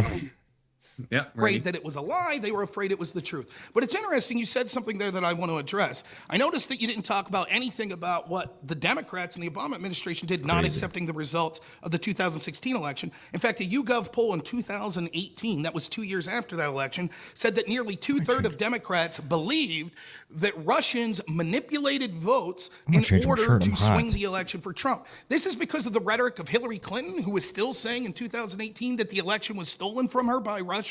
And now we see that the Obama administration was actually taking the information given by Hillary, sourced by Russians to get illegal FISA warrants. My question to you is, even if you want to scream January 6th is authoritarianism, how does that not prove the modern Democratic Party is as well? First of all, that's a very compelling claim about the Democrats and Hillary Clinton, who conceded the results of the election, like what, within 24 hours? And even that was enough for even people on her side to make fun of her for it, because she took a few hours longer than most people do because she was upset. And I made fun of her for that as someone who supported her. So we're going to compare this to Trump. Scotland, what are you supporting her for? Don't you have kilts or something? Listen, there are cops here, quiet.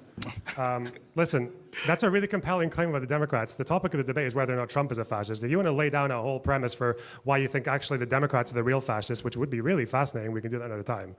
When it comes to Trump, again, you said this thing earlier, which again, I don't know, I guess we both agree with the populism, but populism is not just saying that we want to appeal to loads of people, or I think like we're standing for the little man. Populism, and it's something again that I think Trump and Mussolini and Hitler and other fascists seem to all hold in conjunction, is this idea of like the amount of unbelievable charity that they give to their leaders. Like it's the fact that we've got Trump, who Dinesh D'Souza earlier, he said something like, when he was talking about the 40 million immigrants arriving under Biden, he said something like, well, that's a lie, but it triggers the right emotion in people, therefore I like it. I'm not paraphrasing that, am I? He said that. What the lie was okay She's an actual Let me ask you a second. retard. Like, because first off- because it just worked on you, is why I'm saying. I know. Because Here's with what China, I'm going to do. I'm because going it to works on you. I'm going to Because No with clearly, one I'm going likes to clearly Dinesh, go back I to the hope. Russia thing real Fucking quick. no Because one you does. notice how he ran from it. The reason this is important is if everything's fascism, nothing's fascism. So at the end of the day, you might be saying, technically he's right. If the Democrats are fascists, that doesn't prove that Trump's not. But go back to that point that I made at the beginning. At the end of the day, probably the average person amongst you is like me. And you're going to be like, yeah, there's a lot of words that we could use definitions for fascism. So why are we using this one particularly? And what's happening is he's willing to overlook Democrat fascism because he wants to use this term to label conservatives. That way they could justify not Lonerbox, who's a chill guy, right? But he knows he's part of a community in DGG that their moderators calling school shooter vibes. He knows that that's what's going on. He knows 24 hours after a Trump assassination attempt that he's out there saying, what point should we have taken Hitler out? So when he starts his opening statement here and goes, well, it's about preventing it. It's about, I'm not concerned about the end results. I'm concerned about the beginning. And who cares if you want to call Democrats fascists whatsoever? Here was the results of Democrats refusing to accept the results of an election. Did Rob just just because say she that said, Lonerbox has school shooter vibes? No, or he's some connecting- moderator had school shooter vibes? Yeah, he's connecting Loner to DGG, and then saying that one of the moderators was saying that DGG is giving off school shooter vibes, which that's so retarded. That's so irrelevant to fucking this debate. stupid. So irrelevant. I just need to know if he was brain saying dead. that Loner had school. No, he's not. No, he's not saying that. He's not saying that. Wait, by this, he's kind of saying- implying it. He's almost saying he's almost saying something worse, because it's almost like it's so like step by step, like it's so like disconnected. It's so like there's so many like non sequiturs in that like 5-second phrase Rob said. God damn, that's fucking crazy. The problem is if I guess I wouldn't say a problem, but if Lonerbox was kind of more wise, and I mean, I think he could get the cheap win by saying, okay, you're you're saying these actions are the Democrats are doing. Well, yeah, they're fascist, and so then that would make Trump's the same thing that he's doing that Rob's comparing to the Democrats. Well, okay, now we got two parties that are fascist. Bam, I win the debate. Okay, where do we go now? Hey, both parties can be fascist. And they are. Yeah, I mean, you win the debate. I mean, if he's comparing Trump actions to Democrat actions and saying, well, how is this not fascist? Okay, it's fascist. So bam, both are fascist. That's a good cheese tactic, Soda. I bet you'd beat Concert Radon in a fight. He wouldn't stand a chance. Oh, did you tell Brandon about how? Well, no, Brandon was there, I think. About how you gonna fight Dusty? Oh yeah, Brandon was there. I think. Pretty I sure it's think kind it of a was. blur to me, but I am fighting Powder Dusty on July 4th. I was telling Dusty that you were talking shit. I was definitely there. I was in his chat telling him that. Yeah. Exactly. We had a lot of drama frogs, which we always appreciate. Okay. Yeah. And at one point, if I recall, Dusty pulled up my stream of me stream sniping him. It's true. Just fine. I concede. Then it's okay to all of a sudden weaponize Wait, what the FBI? fuck just happened? Hold on. Here was I the don't know results what of that was. Democrats refusing to accept the results of an election just because she said, I concede. Then it's okay to all of a sudden weaponize the FBI to hamper, unlike anything that Trump did or Trump's team did going into the 2020 Biden term. So the point is that he's justifying the selective use of this term. That's what he's running from on the Russia thing. That's why he doesn't want to talk about it, because he wants you to think that Trump's this unique boogie. Only Trump's a popular. I mean, can we To pause answer this briefly, question Brandon? I'm about- sorry. Can we pause briefly? I do think that Lonerbox is underplaying the Hillary Clinton thing. I understand that it was like a brief period of time, but she was doing the same fucking shit that Trump does. That Lonerbox in his opening was saying is like one of his main criteria of being fascistic, which is denying an election. I understand she came out of it, but for Lonerbox to just say that, oh, Hillary Clinton, she was just in her fifis for like a brief moment in time, and it was like, you're still denying an election, and yeah, that's fine if you concede like a day later. Unless you say no, she did not. Well, okay, I don't know. That Chief Lonerbox agreed. He just said, oh, it was within a day, and so it's 24 hours later, and so that's fine. I guess, yeah, if we're using, I guess, a time scale of that, I still think that's fucked. You're still obviously not trusting it, and I think using the excuse of she was emotional, I think that's a retarded explanation of that. I don't know. I'm not saying, to be clear, I'm not saying it's the same as Trump doing a whole fucking ass plan and still like harkening back to it, like, I don't know, like fucking a decade later or whatever the fuck. But yeah, what Quippy's saying, yeah, she did. She held up for 24 hours. Lonerbox admitted to this. It's not a refusal to concede. Yeah, first of all, okay, yeah, it's not. She didn't challenge it. I think Lonerbox is correct. I'm pretty sure she had a speech like the next day, and she talked about Who was it. And this? she was a little salty. Clinton, when Clinton lost, yeah, she was. Oh, no, yeah. She conceded after. I agree with that, but it's still to dismiss it as just she was emotional. Like, yeah. I mean, she's a politician, right? They don't get emotional. Well, I'd no, be fucking that's pissed too. bullshit. Wouldn't you be Hillary pissed? Clinton, Hillary I Clinton would is be an pissed as actual well, but lizard person. So So fucking what? Hillary I have feels never nothing. seen her emotional about anything. So don't even start with me. It is less Never cheap. I seen her agree. fight with I Bill. agree. If you go through the thoughts, like I fucking just said that. Yeah. So I agree with you. If you're challenging it, and then even more than more than a decade later, you're still going after the claim. Well, not more than a decade later, less than a decade. Oh, later. she You're called still him. challenging She the claims. she called him 3.5 hours after the race was called, and then delivered her speech less than 12 hours later. I don't So know if that's it wasn't ever even a full day. I don't know if that's ever been proven. That she called. I think that's a claim, but I don't know. I don't know how much. Like, I've never heard Trump verify that himself.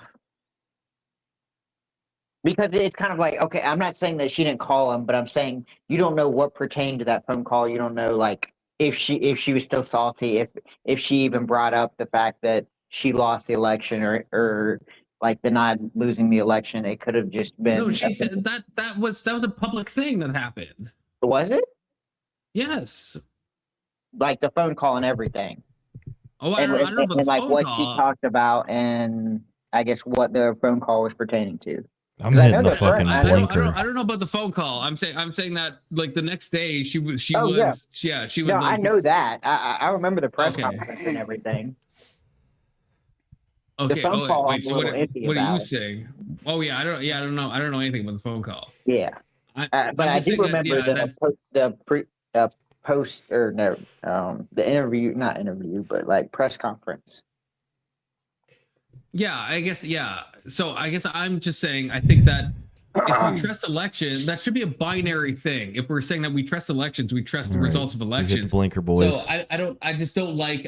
Maybe no, it's hold on. Those critique, but if you're denying the elections, even a day after, yeah, Trump has done that for a lot longer and he challenges stuff, but that still is fucked up. I just don't like Lonerbox just saying. Hold on. She was like a little Trump ass mentioned or whatever. it.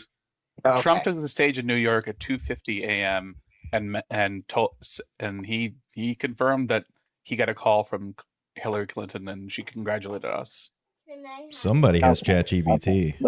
Telling you. Yeah, I'm sure that. Yeah, I don't really because there's no way to verify. Kellyanne Conway also verified it. Happened. Well, I guess I don't know. I care what Hillary said the next day, which was she fucking is casting aspersions on it. She's denying it, and I don't know. To me, that's like a binary thing. You trust the processes or you don't. But he had a press conference like the following day, and she like the day after the day. Well, that's when she conceded, right? Well, or what does she do? It's when she made it known that she is conceding the race and that she agrees with the results. And so she could have done that right after the election, but I guess insider sources or whatever reporting came out, she denied it, and she wanted to. There was some element of wanting to challenge it, and then she had a press conference. Well, they usually call these early. Like there's usually something still being counted. Yeah. Maybe she was hoping for a miracle. Yeah. But I'm saying if she concedes, the counting just stops. Like it's done. Nobody cares anymore. That's Leshy, maybe I'm misremembering. Maybe look, I'll be honest, Leshy. Maybe I'm misremembering. I thought that she was casting aspersions, casting doubts on the election. Are you saying that didn't happen? Be the second time today that you're misremembering. If I remember, first of all, I wasn't misremembering. Okay, Keelan, don't even at me about that. That's fucking crazy. You were. I'm sorry. I'm open-minded and I could change my views. You're gonna cuck me on that, okay? You're gonna cuck me on that. You were saying I was wrong. Yeah, I thought you were wrong. Okay, I'm sorry. I'm not like you. I didn't watch the movie 7 times. Okay, I watched the movie once. Okay, so that's what I'm saying. But anyway. Yeah, okay, see, this is what I remember, but I'm open. I could be wrong. I thought there was aspersions cast on her loss. Well, I know there is. No, you guys, no, you fucking leftoids. No, holy shit. No, you leftoids are gaslighting me. Cognitive dissonance. Gaslighting me. You ready? I'm having like a fucking brain blast. I remember her saying this. She did cast aspersions on this. Why don't you fucking prove it, dude? Exactly. Wait, that's even. Yeah, so this is the key quotes she said. That's even worse. Like, wait, hold on. If Chief is right, that's even worse than what I remember. Yeah, so she did this like in 2019 interview with CBS. She 3 years later. No, you can't say no. No. Well, that's even worse, right? How was that worse? Well, he's all compliments that is casting aspersions on the election, and he was already president at that point. What do you mean? How does? Wait, that's so much worse. It's not worse. That's so my. Well, I even said that when I was saying when I was agreeing with Let's Sheep, I was saying what's bad about Trump is that he tried to challenge it and he denied it for such a long period of time to the point he still denies it to this day. Yes, that's what I said. So then if Hillary denied it years later, that's way worse than 24 hours later. That's way fucking worse. Hold on. So she concedes like within 12 hours, and you're pissed that 3 years into his presidency is when she denied it for the first time. Well, that's not the first time she denied How it. is that worse, Confluent? That's just a specific What are you CBS talking news. about, I Keelan? don't know how you see that as worse. The longer you're denying it, because what Loner? Okay, Hold on. Do you know why did she deny it? Hold on. Why did she deny it? Hold on. Let me say what I'm gonna say. Okay, where Lonerbox is saying that she denied it, but she was in her feelings. She was a little hurt, so it took her a little while to come to terms with reality. But now you guys are like, no, actually, Confluence, you're wrong. It took her 3 years and maybe longer than that to come to terms with reality. That is worse. That's not just in her feelings the day after she lost. That means she's still in her feelings for 3 fucking years. How is the only difference between her and Trump is that Trump did an actual plan to overturn it, and Hillary just didn't have the fucking gall to fucking do that. Otherwise, it's the same fucking thing. No, it's that's not. An actual skill issue at that point. That's an actual hold on. skill Do you issue. know why? Do you know She what? didn't make What those claims because of the voting machines. She made those claims because Russia did some things that like presented info. All the information that came out after, she alleged voter. No. Yeah, the Ukrainian scandal, the voter suppression and purging, weaponized hacking, and cyber tactics, and then foreign interference. Stop reading. You know, I'm on Brandon's side. You could just look this up, but you could just look this up instead of casting aspersions. Yeah, I mean, technically, don't use my word. You're not Brandon coded, okay? I endorse the use of ChatGPT. I want people to use it more. Actually, yeah, people should use it more. If you need a fact, ask ChatGPT. Yeah, and the true based, Alex. Let's go. And usually now it provides a source, so you can just read the original source and know whether it's actually accurate. Ha ha ha! Get fucking wrecked, you fucking idiot, dude. Get the fuck out of here. Get off our stream. This is our stream now, you fucking retard. Nah, stand 10 toes down. Fuck these leftoids. Fuck these leftoids, for real. Even Let's Chief is like, well, Lord just said some BS. I'm sorry, Let's Chief. That's what I originally was talking about. Okay, so I guess you disagree with what Loner said. That's fine. Why are we calling him Loner? I thought his name was Boner. Instead of Boner, yeah, we should be calling it. That's right. That's my mistake. Coomers. All right, we ready? I suppose. Let's take a deep breath. Are you getting most of this from Robert Paxton? What does he say the minimum is in order to be a fascist?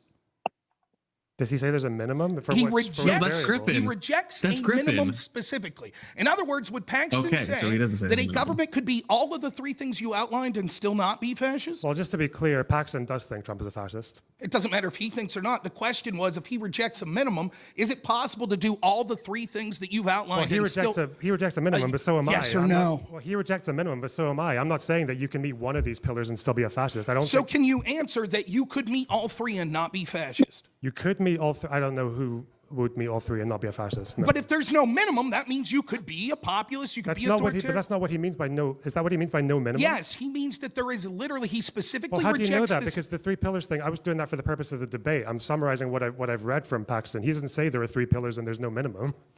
You're getting your. Yes or no, the scholar that you're using predominantly is Paxton. I'm deriving it, yes. Yes. But I've adapted it a bit for the debate because if Paxton... So you're taking to be clear, scholar... Paxton's definition is a book. It's a 200-page book, so I'm not going to... Yes, but don't you think that there's a problem when people... Like, look, I debated in college. This is what assholes like us do, right? We come up and we read, oh, this guy wrote this, I got a debate. I look into this book, I find something, and then you shoehorn it into your own shit. And that's what he's doing. He's taking this scholar that specifically says there is no minimum. Right? Now, what that means, just in case you're listening, is you theoretically could be ultranationalist and a populist, and you could be authoritarian, but you're still not a fascist. So how do we know, then, if there's no minimum that his scholar outlines?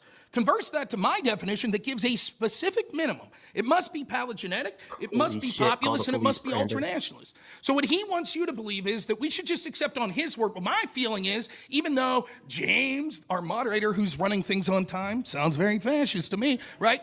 Even if he meets all 3 of those things, well, maybe he's not a fascist, but Trump is. And ask yourself constantly, why is he doing this? Why is he so hell set on calling Trump a fascist. So I want you to explain to me why we should accept this definition where there is literally no minimum given.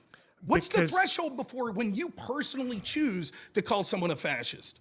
Okay, so when it comes to Paxton, when he lays out, I'm sorry, there's so much to say about that because he's describing the minimum as like sufficient conditions, like you have to meet these three things. If you don't meet these three things, you're not a fascist. If you meet all three, then you are a fascist. He's saying that, well, even if you meet these three things, then you're not a fascist. But those things, like I was saying earlier, those things can be weighted. And I don't think you have to give like a specific definition of fascism to where there's joint, necessary, and sufficient conditions to call somebody a fascist. I think Rob has this view of criteria, and I don't know exactly how Lonerr is going to respond, because if I was Rob, I would probably push something similar, but I think he doesn't have like a sort of, God, this is going to sound so fucking gay. He has this sort of like,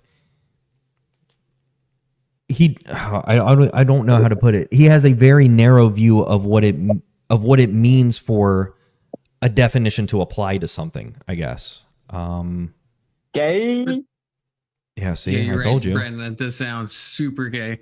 But no, but the thing is, so Griffin did lay out a fascistic minimum. Yeah. Like so if we're following him, then there is a minimum, and if that minimum isn't met, it's not fascism, right? So it's not enough criteria being met. If we're going at Paxton, then sure, then there you might not have all the criteria, but you have enough, and then we can just call it fascism. But it just depends. One of them has a fascistic minimum, one of them doesn't. So, but this is my issue with Bonerbox's fucking opening, where he's not committing to any side. But Rob thinks that if you don't have a fascistic minimum, then it's just like arbitrary. There is no like there is no way to call somebody a fascist, because then you could call anybody a fascist. But that's not necessarily true, right? You could have clear cases of somebody not being a fascist, clear cases of somebody being a fascist, and then you have this sort of like middle gray area, right? And that I don't know. That would be that like. No, what? Don't shake your head. No, like wait. I guess I want to know when you, because we're probably talking past each other. Because like I guess what do you mean by fascism?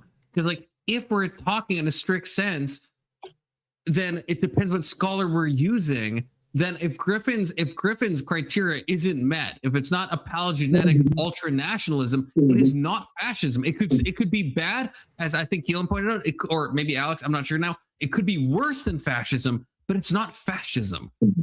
Fascism, we have to define that in some way. Like otherwise, it's so amorphous that we can't define it. So like if you're defining it in the Griffin way, then yeah, it needs a minimum. If you're going to define it in the Paxton way, or if you want to talk about some other definition, then you would have to give that definition. Otherwise, it is literally a binary. If you don't meet, under Griffin's definition, if you don't meet that, then you're not a fascist. You could be authoritarian. You could be way worse than any type of fascism we could imagine, but you're not a fascist. That has to have a specific meaning. Otherwise, we're just using a boogie word that means like when governments overreach in a bad way that I don't like, which is just like, what? That's fucking nonsense.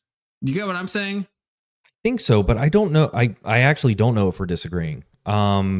Because are we understanding a fascistic minimum to be like a set of conditions that, if met, would be sufficient to call somebody a fascist?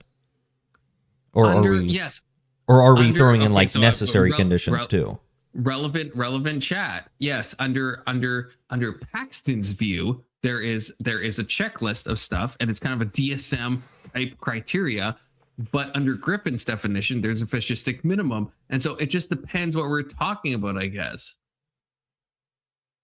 So, like, I guess, like Brandon, I guess I'm asking you possibly. I guess when you hear the term fascism, I guess what. I'm obviously not debating you on this, but I'm just curious. Like, what do you think fascism is? Because I feel like maybe we are agreeing. Maybe I don't know. I'm not sure. I don't think I have like once again, I don't think I have a definition that would supply you with like necessary and sufficient conditions. I do think the sort of things that they're talking about with populism, paleogenetics, ultranationalism, I think if I were to use that word, there are going to be clear cases where those conditions are met and somebody is a fascist, and there may be even cases where those conditions are met, but somebody isn't a fascist. Maybe that's way more rare, but I do think that is possible, if that makes sense. Sure. Yeah. Okay, so we don't disagree.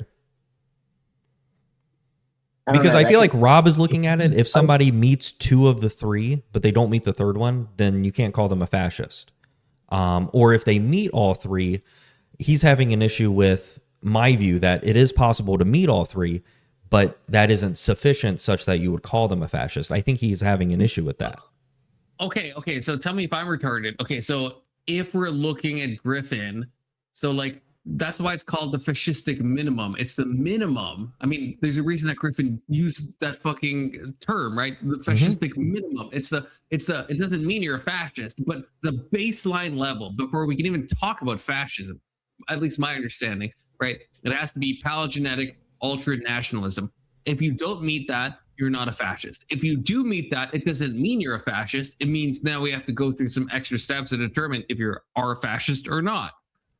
Okay, so you're looking at them as necessary conditions, like these things have to be met, but even if you meet them, it's not sufficient such that you are a fascist. Yes. Yeah. Okay. Yeah, I don't think I would use the word in that sense. Okay, and then I'm fine with that, I guess.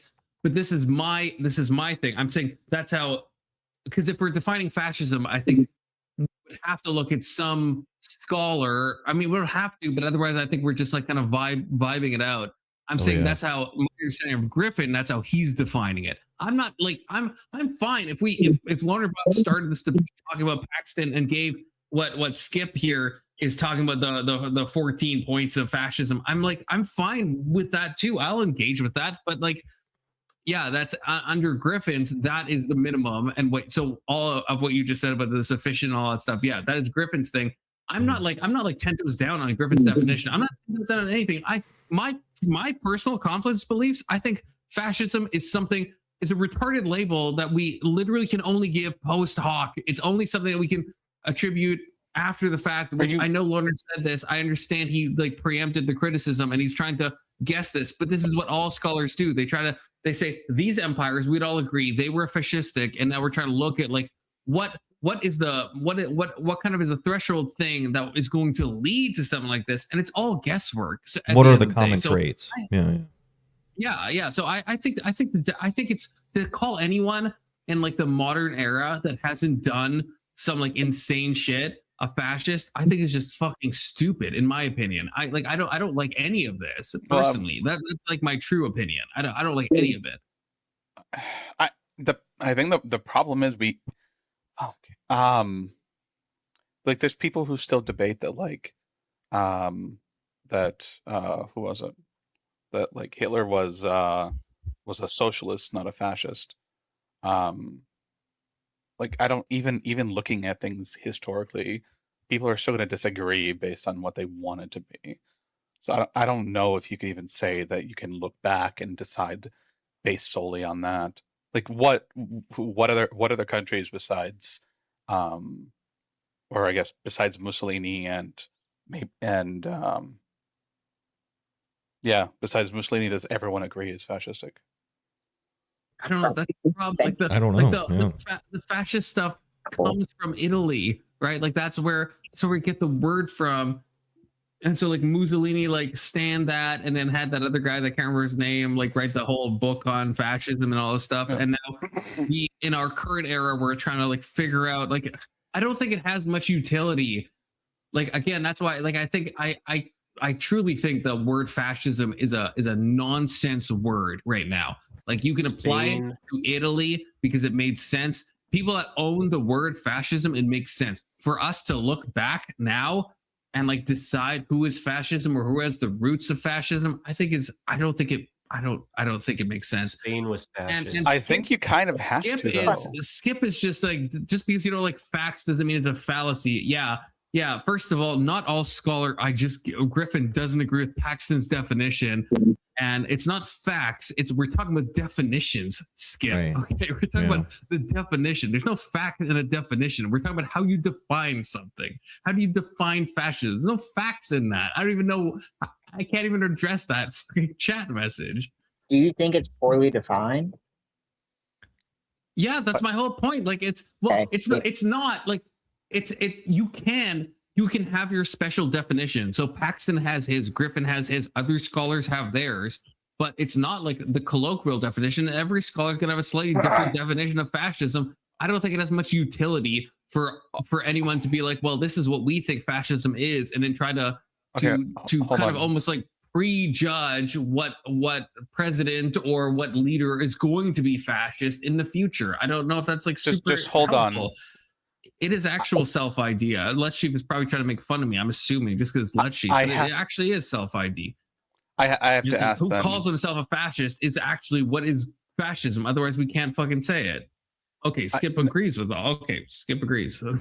I think for most of us, when we say that someone is fascist, we have an idea of what that means, and most people agree on the concept of the idea.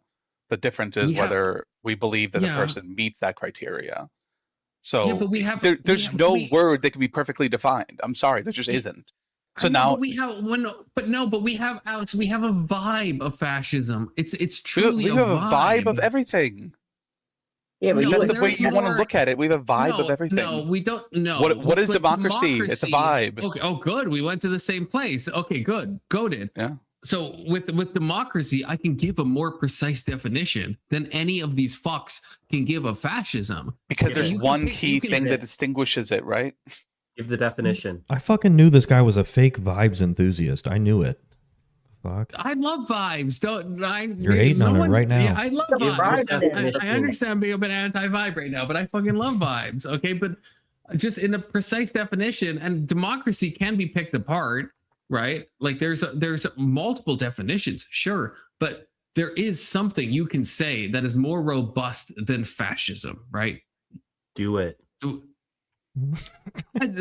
A government-led, a voting system where the people are choosing who is in charge. Wow, that's like explain like I'm 5. Yeah, a government system where the people are choosing who is in charge. That's how are you going to disagree with that? Go ahead. So you're Keelan. saying that when people vote on laws like those referendums, that isn't democratic? No, I'm saying a democracy. I'm not talking about democratic. Don't adjective cuckabee like that. I'm talking about the noun. What is a democracy? What is a democracy? Like if you have a country where everyone just votes on the laws, that wouldn't be a democracy. No, a democracy. I'm sorry. Did I misspeak? Did I misspeak? Did I think you misspeak? stuttered. I said a democracy. I think you stuttered, yeah. I didn't misspeak. Okay? You stuttered. A democracy is when people vote on who is in charge. That's my baseline definition. Yeah. So Hitler had a democracy then. Hitler initially had a democracy. I don't know. I don't really. Well, how long? How often did they have to vote? Flip it. Until he took it away. Yeah, Hitler was elected by democratic vote. Yeah, you can clip that all the way. Yeah, he was. So then just real quick, when did he stop being? When did they stop being democratic? I don't know. Did he suspend elections? I'm not sure. I don't know enough about like. Well, what if he just needed to suspend them for a little while he dealt with an internal emergency? Well, then it's not really people choosing who's in power, I guess, right? But they already chose, right? You can't. Can you not define like a time frame? I get you can, but this is what I said. You can there's added stuff. I fucking preempted this criticism. You can absolutely say that. You could say, you would vote on someone, what you're saying, you vote on someone now, let's say they're in power 60 years. Yeah, you could maybe add some time contingencies. You could add a lot of stuff to it, but I at least can give a precise thing. A democracy is when people decide who is in charge. That's the baseline thing. And now we can nuance it. With fascism, we can't even do that. I mean, give your equivalent of fascism on what I said of democracy. I gave something precise, and we can go into the nuance. What's the precise let definition me think about it. Okay, hold on. of fascism? Yeah, the fact that you have to fucking think about it. You're like, yeah, use your Your chat definition- GPT, Alex. I think your definition of democracy was imprecise because you could have a government structure where nobody is in charge and you're not voting on who's in charge. You're just voting on the laws that everyone has to follow. So nobody's in charge. You're just voting on the laws. And you would say that that's not a democracy. Yeah, not a democracy. 10 toes down. Not a democracy. Why would that not? Why would that? Actually, not be a this is democracy? where this is Really? basically how the initial democracy was. That's why like the U.S. hated a democracy at the time because who were they? The Romans basically democratically voted on every single law that came through. Yeah, referendums is not a fucking democracy. We're not talking about referendums. We're talking about people voting for laws directly. That's a referendum. No, even here it's not a Squeeze me in. referendum. Yes, How is because that I not- know what- I know in my state we voted on laws. We said yes, and the governor still overrode it. What So do no. you think a referendum is? This is different from the concept I'm talking about. Alex, I'm what talking do about you a country think where a there are referendum no is? leaders. No, I don't know if I could define it off the top of my fucking head. You don't. You tell me. You don't even know what a fucking referendum is. I'll let you have time with your AI so you can. No, fucking just tell answer me. the You question. obviously know. Go ahead. A referendum is when the people vote on a law. That's what a referendum is. That's why I asked you, and you're somehow denying that. That's what a referendum is. It's when people vote on a specific. Is it law, always and binding? I don't know if it's always binding. I don't know. It depends. No, it is not always binding. It probably depends on the country. No, even in the U.S., it's not always binding. This is different from what I'm talking about. I'm talking about a country with a government Depends structure where on the nobody country. is in charge and I you're don't just think the US voting on the does laws that federal everyone has to referendums, follow. First of all, but sorry, go ahead, Gil. This is still not what I'm talking about. You have a country where nobody is in charge. You're not voting for anybody to be in charge. You're only voting on the laws that everyone follows. And you'd say that that's not a democracy. That's correct. Yeah. How would you say that doesn't make any sense? Because my definition of a democracy is where the people control who is in power. So what if like everybody you're saying just got every together to democracy is like republic. unalive all the politicians and then they did that every like 4 years? Is that a democracy? They chose to do that. They just unalive all the politicians and then they're like, all right, you did the best at unaliving that person. You did the best. So you get president, you get secretary of state. And then they Yes, just did that every this is- 4 years. This is That would yes, be a this is meritocracy.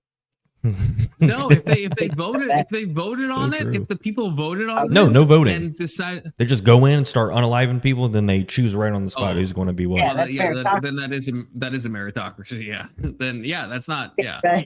The best unaliver. Why? They're So when I choosing. guess They're when I choosing say- who's when in I- charge. yeah. They just do it by Okay, force. so, yeah, okay, so that's good. So this I said this. Yeah, there's nuance. So yeah, when I say decide, yeah, I think I could further nuance it to decide by some type of like voting system, not just like decide by like who has the most force or We're something going to like change that. our definitions now. Okay. How about a I said monopolized? that. I preempted it. You can't cuck me when I preempted my own cucking. Okay? You sound like Lonerbox. You sound like Bonerbox right now, dude. Fascism Thanks. is the That's monopolization thanks. of a political legitimacy by a coercively unified nation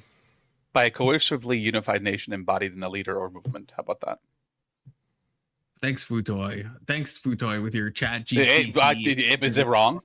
Is it wrong? It's just the fact that you can't come up with that on your own. I'm not. Why I'm would not I need it? AI. Why would I want to spend time coming up with one of my own? It's a difficult to Because I'm not- define when thing. you ask me what my definition of democracy is, I'm just like being like real with There's you. I'm just one saying what I thing that think makes a democracy a is. democracy. I'm having a real clanker-free Hold on. discussion with y'all. There's only okay? one thing that makes a democracy a And democracy. you You're asking me to don't want that. take fascism and exclude it from communism and socialism and all these other isms that Didn't ask are you to do barely that. define themselves. You wanted an Confluence- easy definition of that fascism.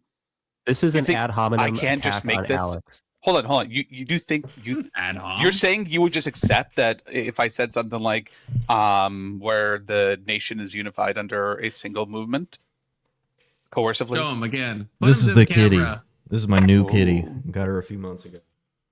Oh, Adorable. we like the kitty. Your cat owes me money, Brandon. Bro, I will fucking kill you in a game. I Minecraft. swear. In In Minecraft. And not TOS. Okay. Fascism is a coercively unified nation How's that? That good enough? No, that's retarded. What?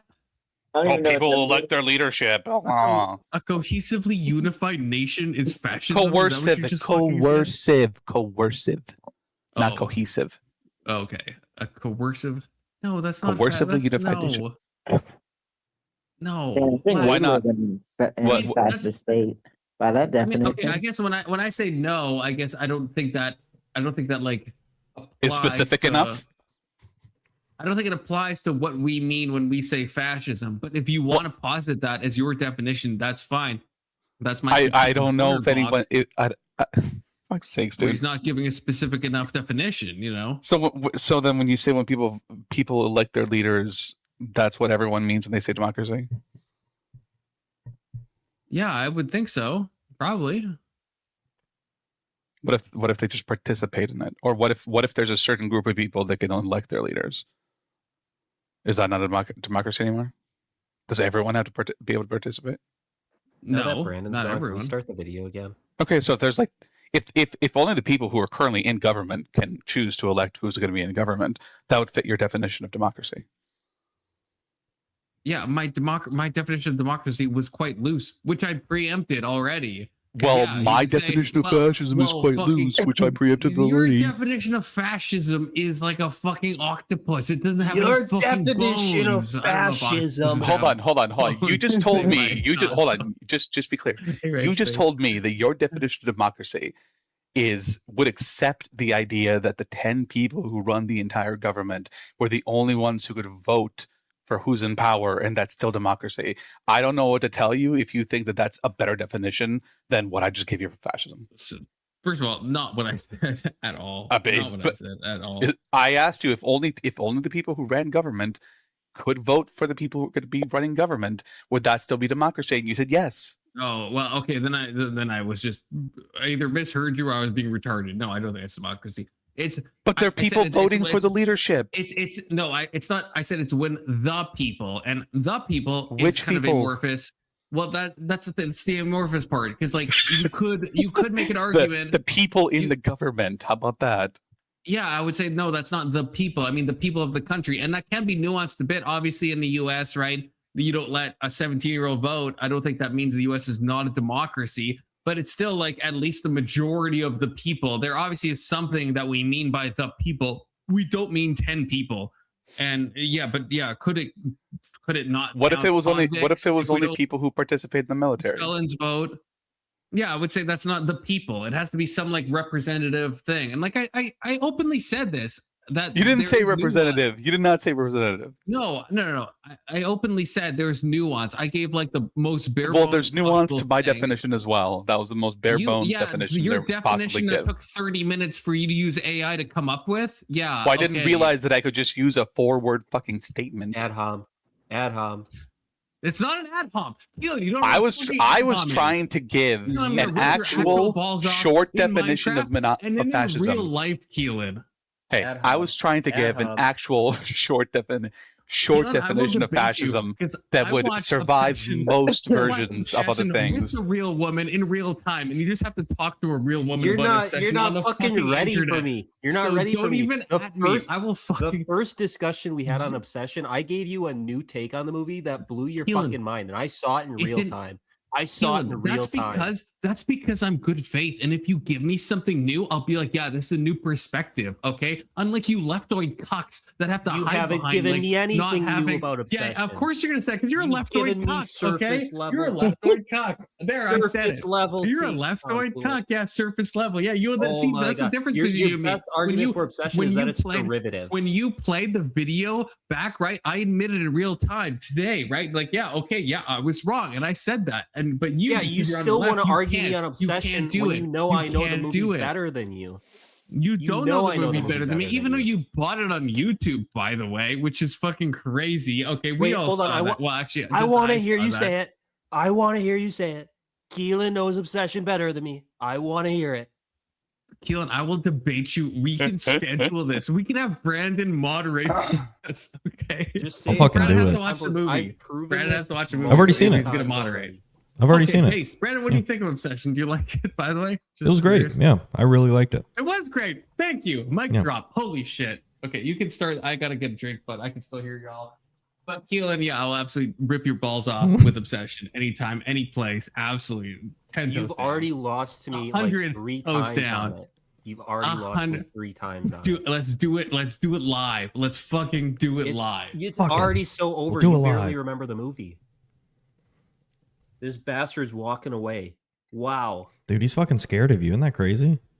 I know it's because we have a same wingspan, but I'm a little bit shorter, so I'm scared of my freaking capabilities. He's scared of that reach, dude. That's exactly Could be. right. That's all. That. What do you Bro's mean? It's bragging a- about having Marfan syndrome. Oh, which he's is an pissing his actual pants now. congenital. Oh, you Heart mean attack. you mean the states themselves? The states don't like break it out. Yeah, that's true. He's got piss all over his pants now because he came before he could clean up.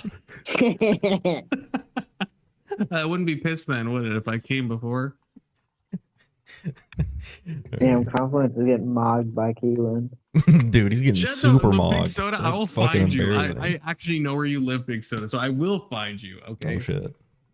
Okay, Oh, be shit. careful. I have a P320 that just likes to fire randomly. You have a broken ass mini bike that you can't be arsed to fix. Okay, you know, don't at me like that. At least I have a lawnmower. I don't have grass. What am I? That's a low Yeah, we blow. know I you don't You don't even have a grass. weed whacker, dude. Fucking I loser. don't have I have weeds. Why don't you have a weed whacker? Damn, That's dude, that's crazy. bad. You got Keelan, so how come you don't call embarrassing. ad homs when they do it to me? How come you don't call ad homs there? Are those- I don't have were we weeds. atta- I were we don't have attacking grass. you? I'm sorry. Yeah, You you're were just caught attacking in me. the crossfire. I mean, we were Cosmo. attacking your grass and your You're lawnmower. you're or trying lack to thereof. discredit my arguments by talking about my lack of weeds and grass and my lack That's of not an owning a ad hom. lawnmower. That's not an ad I don't hom. have- An ad hom is attacking Alex for using AI. That's an ad hom. I don't have That's any of not that an stuff ad either, hom. by the way. It's just An funny ad to hom make is fun of you. dismissing an argument based on Which is what you a did. personal attribute. No, No. based on attacking the person. You dismissed the argument that I Yeah, made. you called based him on an the idiot attack and ugly. of and- me. Yes, so Yeah. you did. Alex, you son of a no. No, don't I you am- even no. start. That's like people saying, "Oh, he got his information from Wikipedia."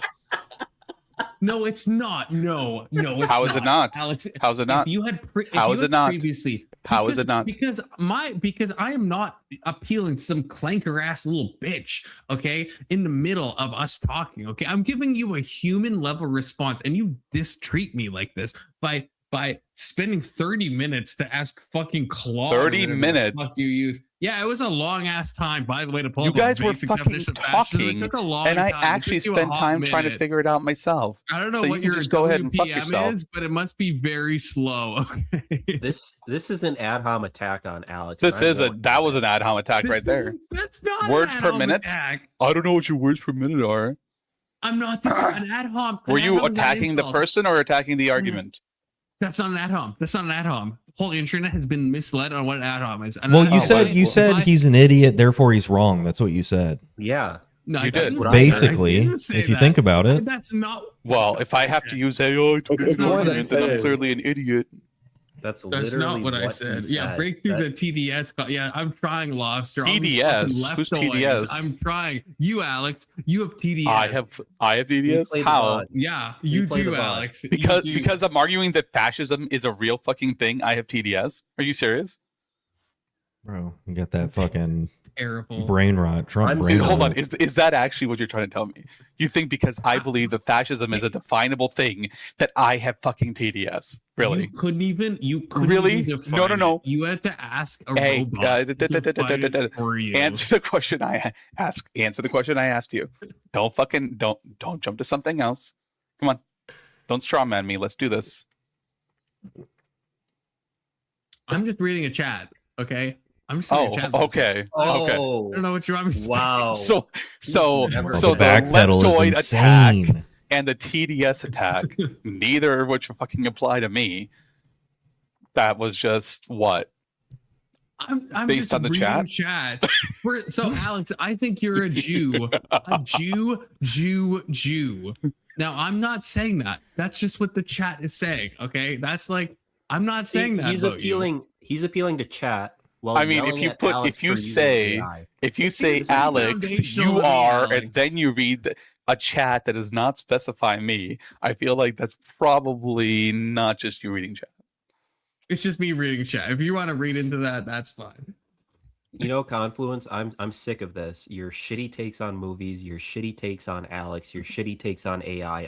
I'm through with it. Same, dude. God, I felt that in my fucking soul. Jesus.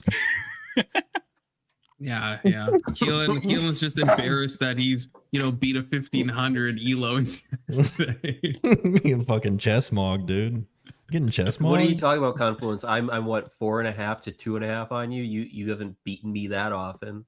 Only twice. We'll see. boy. We'll see. After this debate is done, we'll fucking do it live, okay? We'll fucking do it This live. debate is never ending. It never will. Yeah, we're 40 minutes in. It's a never-ending debate. We've made good time, okay? We go Because he back, lays yeah. it out throughout a book, okay? Maybe he can disagree with the way that I've interpreted This is the it. most I think you've it's fairly attacked me. clear. When he lays it out that You're there is the welcome. populism, there's the anti-establishment variable, which is what separates them from most other dictatorships. There is the national revivalism, which actually I think is pretty much the same as palingenetic. I just didn't want to use that term because it sounds pretentious. But and then there's the fact that they don't they don't believe in the idea that people should be able to choose the makeup of government through elections, which is how Paxton defines authoritarian at the beginning of his book. So Page, why are Trump's you done calling that. me right now? Who You're in the crosses all chat. three of You those know I'm things live in right now. Paxton's What the book who he fuck? doesn't think is a fascist? There's no one.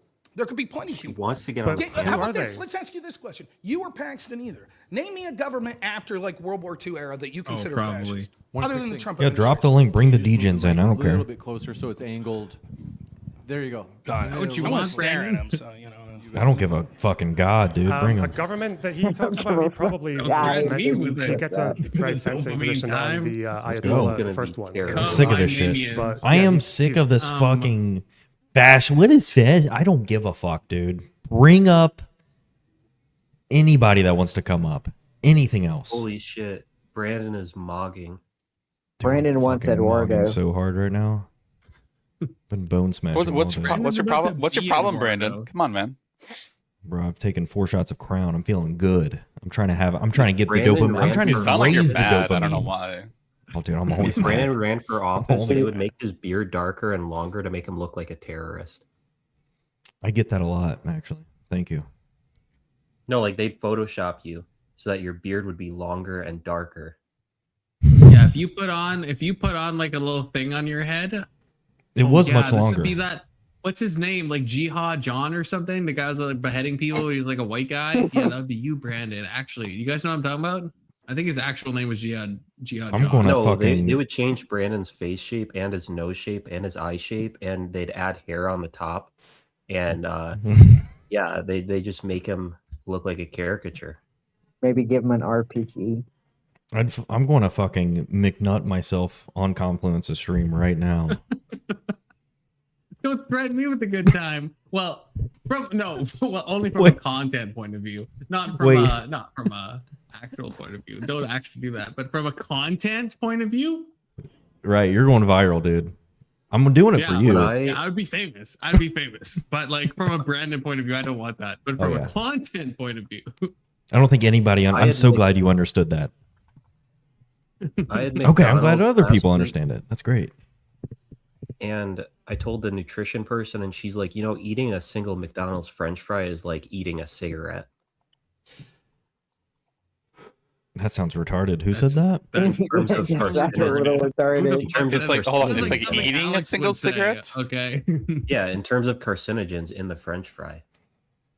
That's Are the there- dumbest thing anyone has ever said. That sounds like Are there hocus History pocus of to me. dumbness. Hey, Grocket Confluence. No, I'm a that would be numbers Alex's guy. job. That would be Alex's job. That's not my job. we know you I'm more use of like a Grok. human, kind of like human interaction guy. Don't. So I was just trying to fight with Alex. I don't know why. I just like chose violence against Alex today. That's okay. Go ahead. That's kind of what I'm doing right now. So He wrote that in 2004, which is when he did point out that quite a lot of parties in Europe were moving towards power. He mentions Le Pen specifically, but not governments, no. Yeah. That's why Paxton, when he was coming back, again, just because fascism died and didn't come back into power for a long time, most fascisms in the 30s and 20s failed, didn't they? I would say there's plenty of political parties that would meet this definition, and yet Paxton or you never Which flagged... ones, though? Which ones are, palingenetic, nationalist, populist, and authoritarian? Well, palingenetics, my definition, not yours. Like, so what... Again, I was just using the exact, but the... Fair enough. Let's go through insane? populist. They're confusing Paxton and Griffin. Paxton, that's Griffin's definition. Am I retarded? That's not Paxton's definition of fascism. I missed it. Who was the person with the minimum? Griffin. Unless I'm insane, and maybe I got it backwards. But Griffin is the one that has the fascistic minimum, the palingenetic ultranationalism. Paxton is the guy with like the 14 criteria. Unless I'm like stupid, which I might be, but You are. pretty sure. I'm joking. You just flip flop from what you said earlier. Though? You flip flop from what you said earlier. No, Griffin. I think I've said this the whole time. Griffin is the one that has the fascistic minimum. Paxton is the criteria guy. I could be wrong, and I'll admit if I'm wrong, just like I did with the obsession clip. Because I'm. What do you mean radically honest like criteria that. guy? Why are you differentiating by criteria? They both have criteria. Paxton gave like so I'm going. I didn't remember the number. It was Skip. This isn't the thing, to be honest. This is just but it was Skip that said the 14 thing. Paxton, from what I remembered, was the one that gave a list of criteria that is the BuzzFeed thing I joked about earlier, that like a BuzzFeed style quiz of like, you might be a fascist if you meet these criteria. And Griffin was the guy who gave the fascistic minimum. This is the one that Zerka was like mainly talking about with like the palingenetic ultranationalism. That's the fascistic minimum. And why are you confused, buddy? Yeah, I ChatGPT'd it. You have it right. Okay, so I'm not confused, Keelan. But I think they're confused because they're switching it up. I think, unless I'm mishearing this, but they continuously are talking. They're confusing the names. No, they're doing wrong. fine. Brandon, go back 20 seconds. Tell me if I'm insane. Okay, hold on. Oh fuck! You don't have to listen. Too many tabs. Too many tabs. Jesus Christ! What am I doing? There we go. Yeah, I think so, Quippy. I think they've done this. I would say there's plenty of political parties that would meet this definition, and yet Paxton or you never. Which ones though? Which ones are? Palingenetic, nationalist, populist, and authoritarian. Well, palingenetics, my definition, not yours. Like, so again, I was just using the exact but the. Okay, so they're giving the criteria, and the criteria is associated with Paxton. Am I wrong? Or am I hearing that wrong? palingenetic ultranationalism is Griffin. That is Griffin. That's right. Okay. Who said Paxton? Yeah. Who said it was Paxton? They just said it was Paxton. No. So Rob Noerr didn't. Do you think Lonerbox did? Okay. Brandon, go back 30 seconds and let it play for a minute. Okay. All right, hold on. I got a laser on my face. I swear I'm not crazy. Dude, I'm getting fucking... Crazy. Hold on. Dude. Did you see that? Did I see what? Bro, I'm getting fucking sniped. What the fuck? Do you see this shit? Is that your fiance? Yeah, it's my fiance. Sorry. Put it in his eyes, fiance. Go for the eyes. You're saying put it in my eyes. Jesus. He gets a very fencing position on the Ayatollah, the first one in Iran. But yeah, he wrote that in 2004, which is when he did point out that quite a lot of parties in Europe were moving towards power. He mentions Le Pen specifically, but not governments, no. Yeah. That's why Paxton, when he was coming back, again, just because fascism died and didn't come back into power for a long time, most fascisms in the 30s and 20s failed, didn't they? I would say there's plenty of political parties that would meet this definition, and yet Paxton or you never Which ones, though? Which ones are, palingenetic, nationalist, populist, and authoritarian? Well, palingenetics, my definition, not yours. Like, so again, I was just using the... They're both agreeing that Let him finish. Let him finish. Okay, go ahead. Okay. Fair enough. Let's go through it. Populist. Palingenetic, do you think I could name? Do you think I could name a government or a political party in a major country that was populist in the past 50 years? Well, given that that's only one pillar, I don't know. Okay, so you accept that there was plenty of populists, right? They're confusing next, number two. Your next is authoritarian. Can we name any? So Rob said, when he said that, he said, well, that's my definition, not yours. And you're saying Rob is attributing that to Paxton, which doesn't make any sense given the context. And I don't think they're both he talking didn't, about he didn't Paxton directly. here. Both of them. What? Both of them are talking about Paxton, even though what they mean is Griffin. I think they're both confused. That's my stance. What they're are you, both what are you confused. talking about? Both of them are talking about Paxton. Both of them are talking about the palingenetic ultranationalism, the fascistic minimum, but they both are saying Paxton. And when Rob says Paxton, Lonerbox seems to agree. And when Lonerbox brings it up, then Rob seems to agree. They're both just one of them. I think got mixed up, and the other one's just going with what the other one says because they probably haven't read the other one. To be honest with you. In Rob's opening, if you remember, he attributed his own definition to Griffin, and that's why when he says palingenetic here, he says, "Well, that's my definition, not yours." I mean, maybe I can rewind it again if you want. I mean, Brandon, what's your read, Brandon? What's your read on this? I'm not going to lie. I'm doing stuff in the background, so I'm not like fully locked in. I can lock in right now if you'd like. Okay, yeah. Okay, 30 seconds back, lock in and tell me if they're attributing the ultra. 20s failed, didn't they? I would say there's plenty of political parties that would meet this definition, and yet Paxton or you never. Which ones though? Which ones are? Palingenetic, nationalist, populist, and authoritarian. Well, palingenetic's my definition, not yours. Yeah, that does sound like they are agreeing that Paxton has to do with palingenetics, but that was Griffin's thing. Is that what you guys are? Right. That's what I'm saying. Yeah, I'm saying they're. What are you talking about? They're confused. Hold on. What are you talking about? They're agreeing that Paxton deals with palingenetic things. When Rob Noerr says immediately, "Well, that's my definition, not yours," and his definition is aligned with Griffin. I would have to keep listening to it. So I think this is something they've done this repeatedly. This is though I can't point out other times because I don't know the timestamps, but this is something I've noticed, and I'm like, I can't tell if I'm crazy, but I guess we can keep watching. We'll see if they do it again. I think they have honestly both confused Paxton and Griffin. That's my theory, but we can keep watching. The exact, fair enough. Let's go through it. Populist. Palingenetic do you think I could name a government or a political party in a major country that was populist in the past 50 years? Well, given that that's only one pillar, I don't know why that would so prove you anything. accept that. There was plenty that were populists, right? Now, next, number 2. Your next is authoritarian. Can we name any governments that was both populist and authoritarian in the past 50 years? Should be pretty simple, right? Populist and authoritarian? Correct. Off the top of my head, I don't know. Do you have any suggestions? Yeah, I was locked down during COVID. Democrats. How is that saying that you don't believe that people should be allowed to choose government? Is that populist? How is that populist? Because he's saying populist and authoritarian, but COVID lockdown. I mean, Democrats aren't typically populist, especially during the lockdowns, right? How is that an example of something of a government being populist and authoritarian? Maybe authoritarian. You could say that. You can grant the that argument that a majority wanted it, and so it was a popular policy. That's the only way I could take it. Right. Yeah, it depends on how we're understanding populism. That's true. Yeah. Okay. I'm sorry, Keelan. What were you saying? And then John Keelan, you're also to your question as well. Most of the lockdowns happened during Trump's first term. Yeah. True.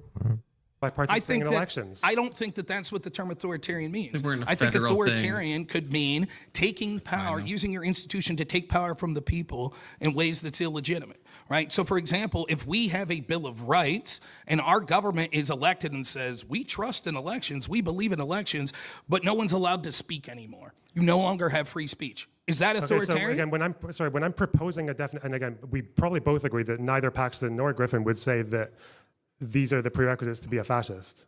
No, I think Griffin would absolutely say he outlines it specifically. COVID measures would qualify as fascist. No. I'm sorry. I thought you meant the 3 that we're outlining. Yeah, that's why I'm saying when I'm saying authoritarian, you might. How does Paxton have a define authoritarian then? Authoritarian or authoritarianism? Either. So when he says authoritarian, I think it's on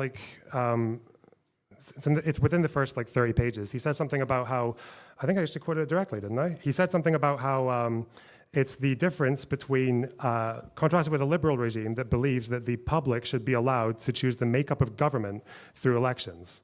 You don't think Trump thought that the people should be allowed to choose the makeup of government through elections? Well, only when he wins. Because when he Okay, same loses, with he says there's Democrat. fraud and he tells Mike Pence to make him president. No, did he? Yes, he did, yes. he didn't. Mike Pence tested that, yes. No, he didn't. Rob's right on this. Wait, See, what the did I guy- say? What did I get just him, say? audience, Trump get him. told- Yes, I know. Whoever the fuck. Mike Hey, Pence. that's a valued ticket buyer. Don't be talking shit. You know? I'm aware that Mike Pence, Giga Chad, didn't do what Trump told him to. I'm saying what Trump told him to do. What I'm Pence says saying that is Trump we've told him to already make him gone through. president. We have a dispute as to what Trump wasn't saying. No, I lost, so just make me king. Trump was saying, I believe there was cheating. By the way, So were you make me aware of the king? fact that two questions on this real quick, since we're going down this rabbit hole. Do you know what the Transition Integrity Project is? No. Okay, this was a project that was led by John Podesta and other Democratic strategists that war-gamed out the 2020 election. They said if Biden lost, you know what the Democrat strategy would be? You ready for this? Alternate electors. They also suggested that they would have states like California threaten to secede from the Union. Remember when all the super cool Democrat Does anyone know if celebrities this like is the true? Avengers cast was saying, I don't know if Look it's it up. true, and I don't know if it's relevant. That's another good point. Tyler is someone that might know if it's true. Tyler, is this true? Hello. So Also good to see you. I didn't hear. Can you hear me? Yeah, give your fucking opinion, Hello. dude. Come on. I don't know what the fuck you guys are talking about. I wanted to say first, my computer is broken. I'm currently using my phone for the first time ever. So if anything's fucked up, let me know. You Well, sound that's why good. I was gonna say you sound like a totally different person. Just That's literally crazy. give your fucking opinion on anything, dude. Anything you want. Okay. All right. I mean, I love the smell of cocoa butter. How about we start there? That's Oh. not. I love the There's a smoke. pleasant- That's a pleasant great aroma, yeah. start. Yes, agree with that. Yeah. All right. There we go. And there is a definition of fascism. It's just not one I've got the panel tonight. Blah, blah, blah, blah. You are roboting, Tyler.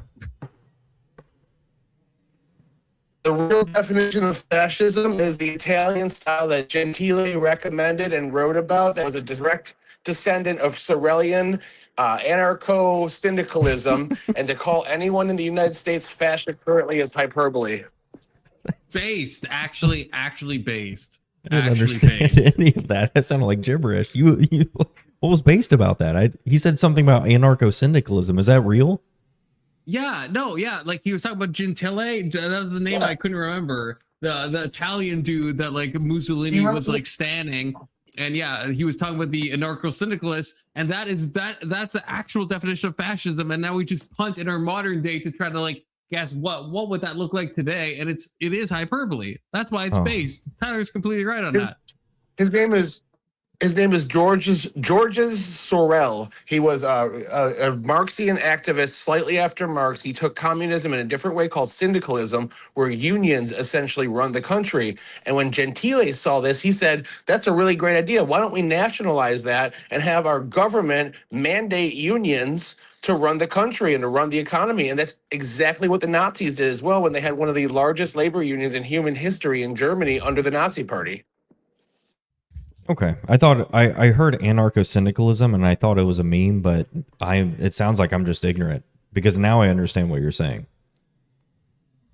Yeah. So no, the anarcho-syndicalism today is nothing like what Gentile thought of. It's a bunch of kids today. So yeah, there is actually a real philosophy called that. That's not stupid. Sure. All right. Anybody else? I just want to point out a chat from Severin. I'm not familiar with Paxton, but isn't the 14 traits Umberto Eco?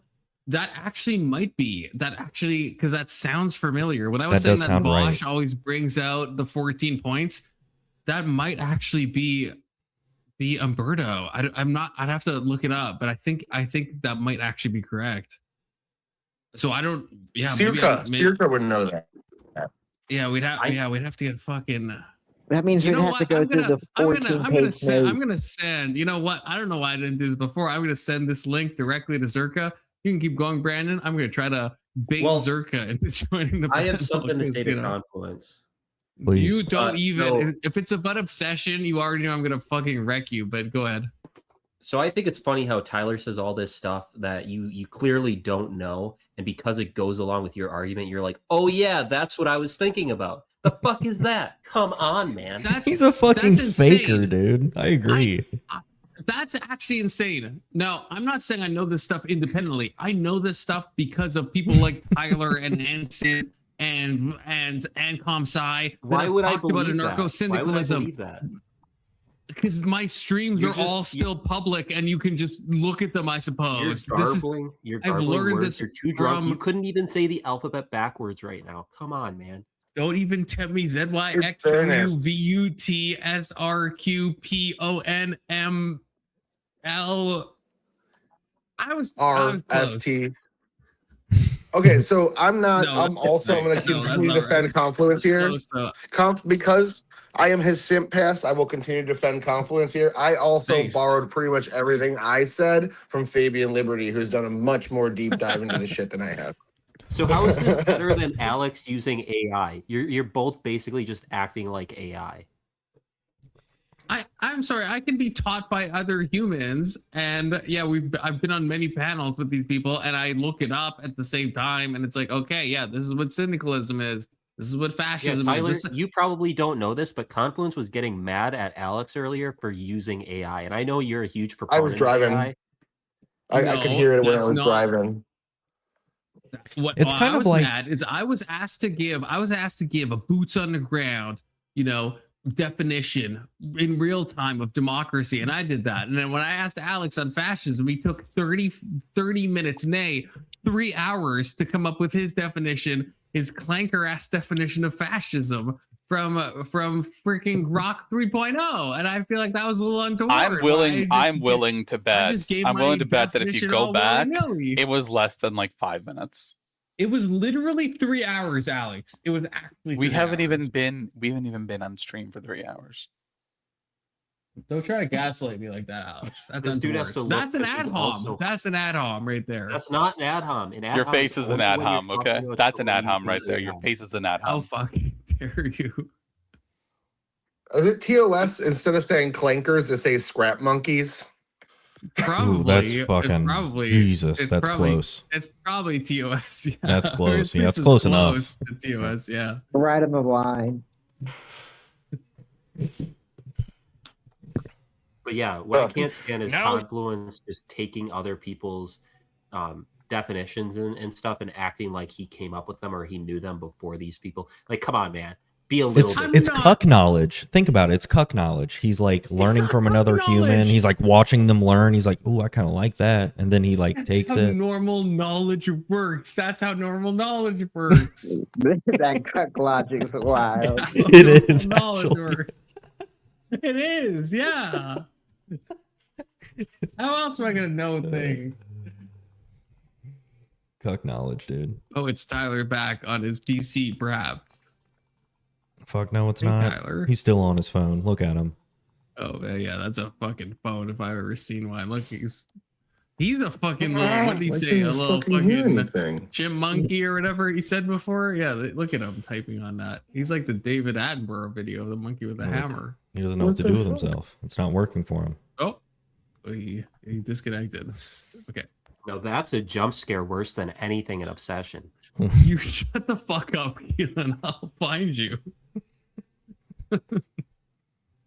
You could do it, electors. You could choose to actually vote in a different direction. How wasn't that them being fascist then? That's a great theory That's again, Rob. I'm untoward. sure it's very, very correct factually all the way through.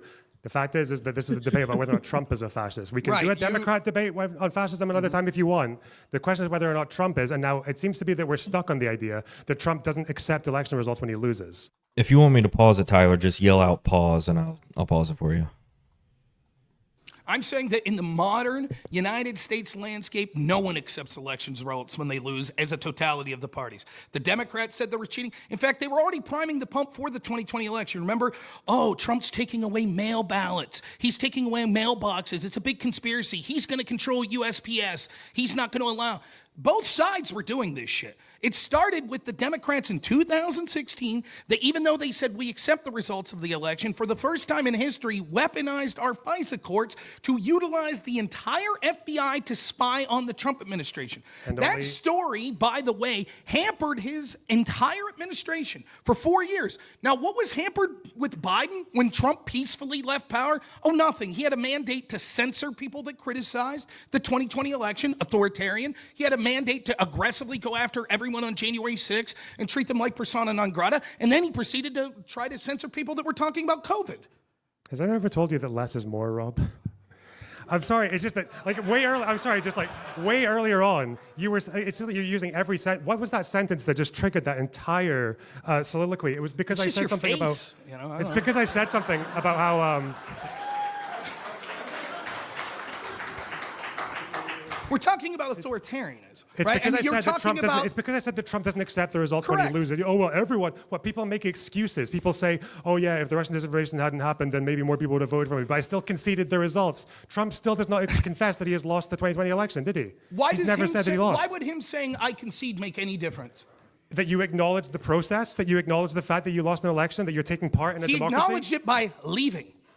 Oh, he acknowledged it by leaving. Okay. Yes. And what's he doing now? He's still saying he won. He's So still... what? Okay. What if we find, by the way, just curious, Hypothetically. what if we actually ended up finding results that like at least one state did have cheating and it went the wrong direction? Like, Is it still fascist? If there was outcome determinative results. What if it was just outcome In determinant for one state? Well, a couple of things. One, I would maybe ask like if Trump actually knew any of that before, like Doesn't we he found out this much suspected it? later. That's enough. But the fact is, no. I'll just give it all to you. Let's just say that Trump actually does uncover the fact that he should have won. Like, it was outcome determinative. Of course, that would change my opinion on whether or not he respects the results of elections. So then the second question that stems from this is if he truly believed that, But all I'm hearing is, we'll get the truth tomorrow. if he truly believed that, would it be fascist? Yeah. Why? I don't know, like when Hitler said that he truly believed that the Jews were the reason that Nazi Germany went to war, does that really change whether or not it was a racist opinion? Like, no. That's not the question. We're not If you're talking about a delusional, racist you opinion. can still be anti-democracy even though you think you are. I want to ask a quick question because I missed the beginning of this debate. Did he ever make an argument why denying election results is at all related to fascist governments? No. So we're just supposed to say that, like, if you don't accept the election, if you're anti-democracy, that means you're pro-fascism. If you don't like vanilla, or if you like vanilla, you hate one random type of ice cream flavor like bubble gum that they just picked out of the ether. There's not any other options besides fascism and democracy. I did point that out at the beginning. He said, I don't remember what he was defining, but he defined something as what it sounded like as anti-democracy. And I thought that was very kind of like a loose way to use that word. I don't remember if it was fascism, but that is kind of what it sounds like, at least to me. Yeah, if you believe something stupid, that doesn't mean you're a fascist, even if that stupid thing is anti-democratic. Like, I could, I know all sorts of people that do. This is why I won trivia on what happens on Confluence's stream, because I'm the only person who remembers this shit. Brandon, you were commenting on his comments on authoritarian stuff. Thank you. Yes. Oh my God. Thank you. That's right. And he did comment in like his opening that it's not just being anti-democratic, it's these other things as well that you'd have to be fascist. So he's not hinging his entire thing on being anti-democratic. Oh, his so memory is way better than mine. Wow. This is the pillar that Rob's selecting to try to attack then. Yes. Okay. All right. That's the context I was wondering. All right. Thank you, Keelan. Wow. Okay. I think for now on, instead of like trying to remember things whenever I'm on stream, I'm just going to ask you if that's okay. Depends how you act. I judge people based on what they do, What not what does they say about democracy themselves. mean? In this context, we're talking about the right to participate for the people to choose the composition of government through elections. So if People and that, parties. so let's say, Well, here's did you give another the Confluence hypothetical. Let's definition? forget about Trump for a second, or let's say Trump did this. Instead of doing what he did, he faked a bunch of ballots and he put them in and then he won. Would that be anti-democracy? Yeah, of course. Would you saying, hey, that's fucked up, we shouldn't swear Trump in, he faked a bunch of ballots, would that make you a fascist? If it was outcome determined, well, again, we're talking about one pillar. I don't know why you keep doing this. It would have to be more than one pillar. To both of us, it has to be more than just one Fair variable. enough. So the question is, when this is the key thing that we're saying, because we're admitting populism's like whatever, and when it comes to the idea of authoritarianism on this specific, would that make you authoritarianism? What if Trump faked a bunch of ballots and I said you should be president because you faked ballots? Right, you said we should know. We should look into that. I think he cheated. Are you fascist or is he authoritarian? If Trump faked ballots and what, like outcome determinative, or if he just committed a crime? You think it's... I feel like this is such, he could give such an easy answer. He could just say yes if the person is justified in making that claim. I feel like that would just surpass all of this. Right? Am I tripping? It probably could. Because I guess, and then, but Rob would then say, well, is it because you feel justified or is it because you are justified? Right, then he would have to give some sort of justification, but yeah, maybe let me just hear it one more time. I'm sorry, guys. What if Trump faked a bunch of ballots and I said you should be president because you faked ballots? You said we should know. We should look into that. I think he cheated. Are you fascist or is he authoritarian? If Trump faked ballots, right, you could easily, I feel like you should easily just say yes if you are making a justified claim. Then you are not being authoritarian. Well, and knowing it at the time, wouldn't that change something? Knowing it, like you could make the claim completely bullshit and just happen to be right. Oh, sure. Then yeah. Then it would just be you would be unjustified. So in that sense, I guess you would be authoritarian because it would be unjustified. You just happen to be right. It was like epistemic luck, I guess. I'm drunk. I'm sorry, guys. Let me keep going. Determinative, or if he just committed a crime? You think it's outcome determinative, sure. Okay, if it's outcome determinative and he did it, and I think he shouldn't be president, then yeah, I don't think you should be able to get to be president because you faked ballots. Yeah. Okay, so what if you said that and you were like, no, I don't think you should be president. We need to look into this. And then it turned out you were wrong. Were you fascist when you made those statements? And it turns out I was wrong. Correct. Well, then you could say I was delusional, yeah. But then that would you would be authoritarian. Well, no, if I was delusional, yeah, that would mean that I didn't really respect the process. So you were authoritarian.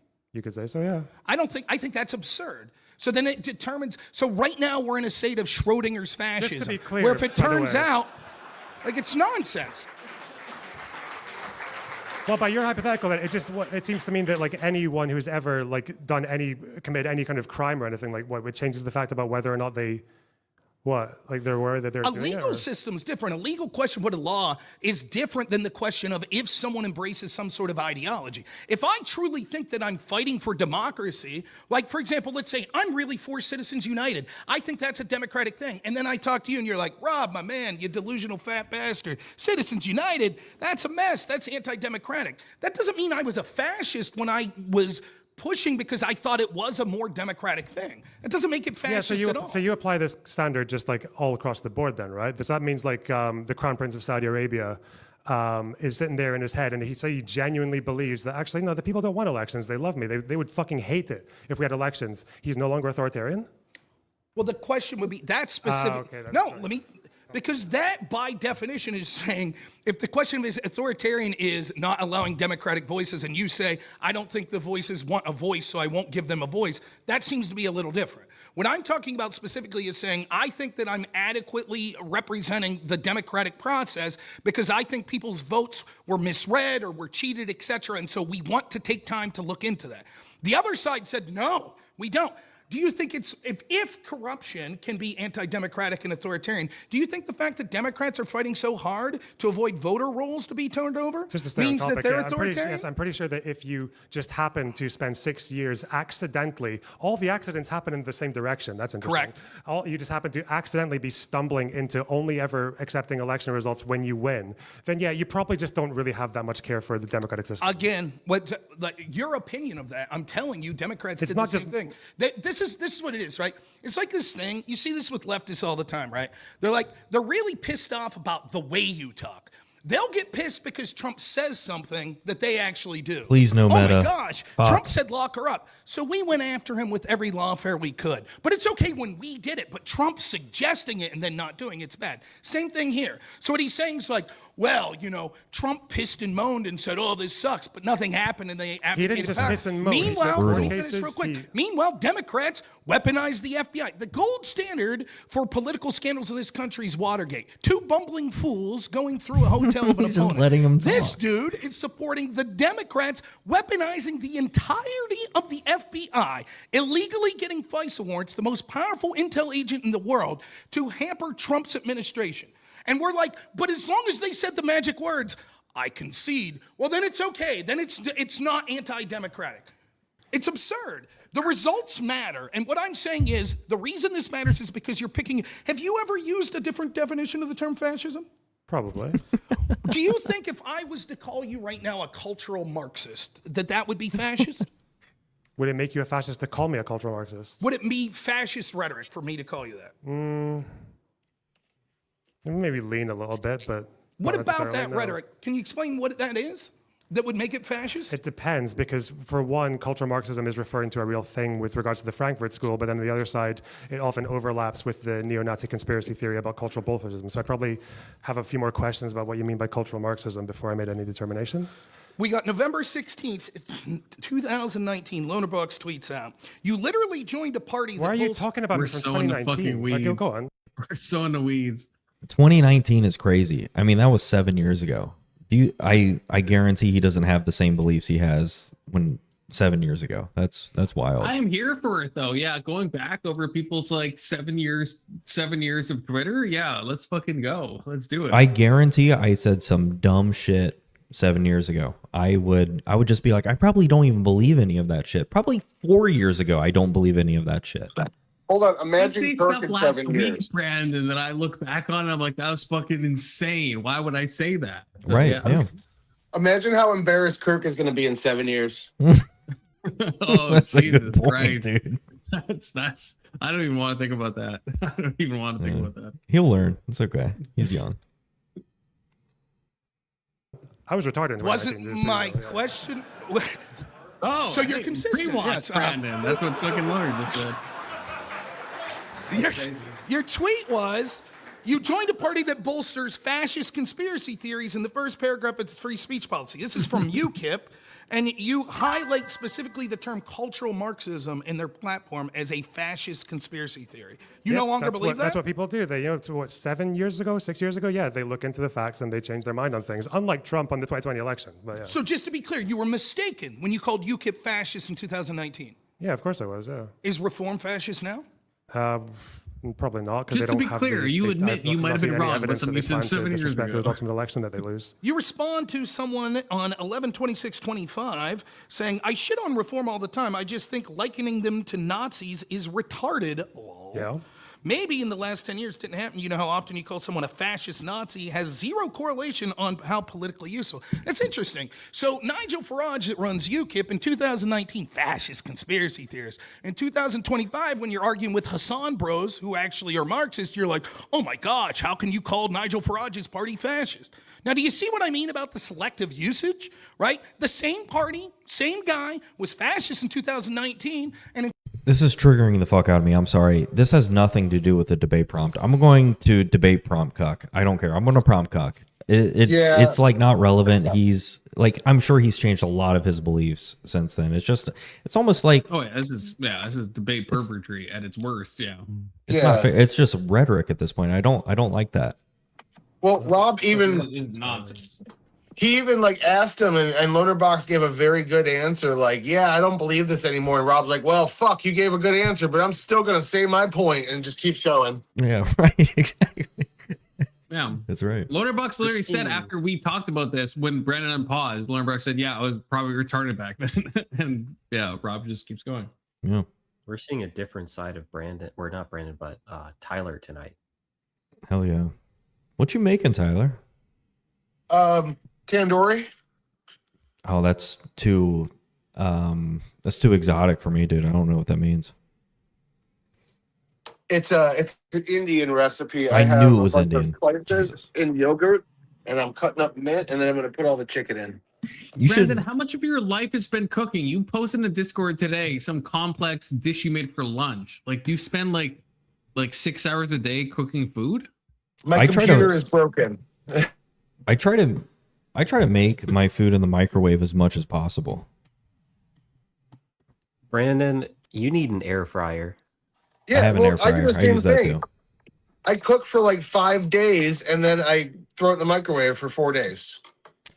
That's it true. sounds like you're a meal prep. I do that Brandon, quite a bit too. Yes. Why don't you use your air fryer more than your microwave? I don't want to wait the extra 5 minutes. I'll be honest with you. For the my for food now. Relatable. food. Very relatable, unfortunately.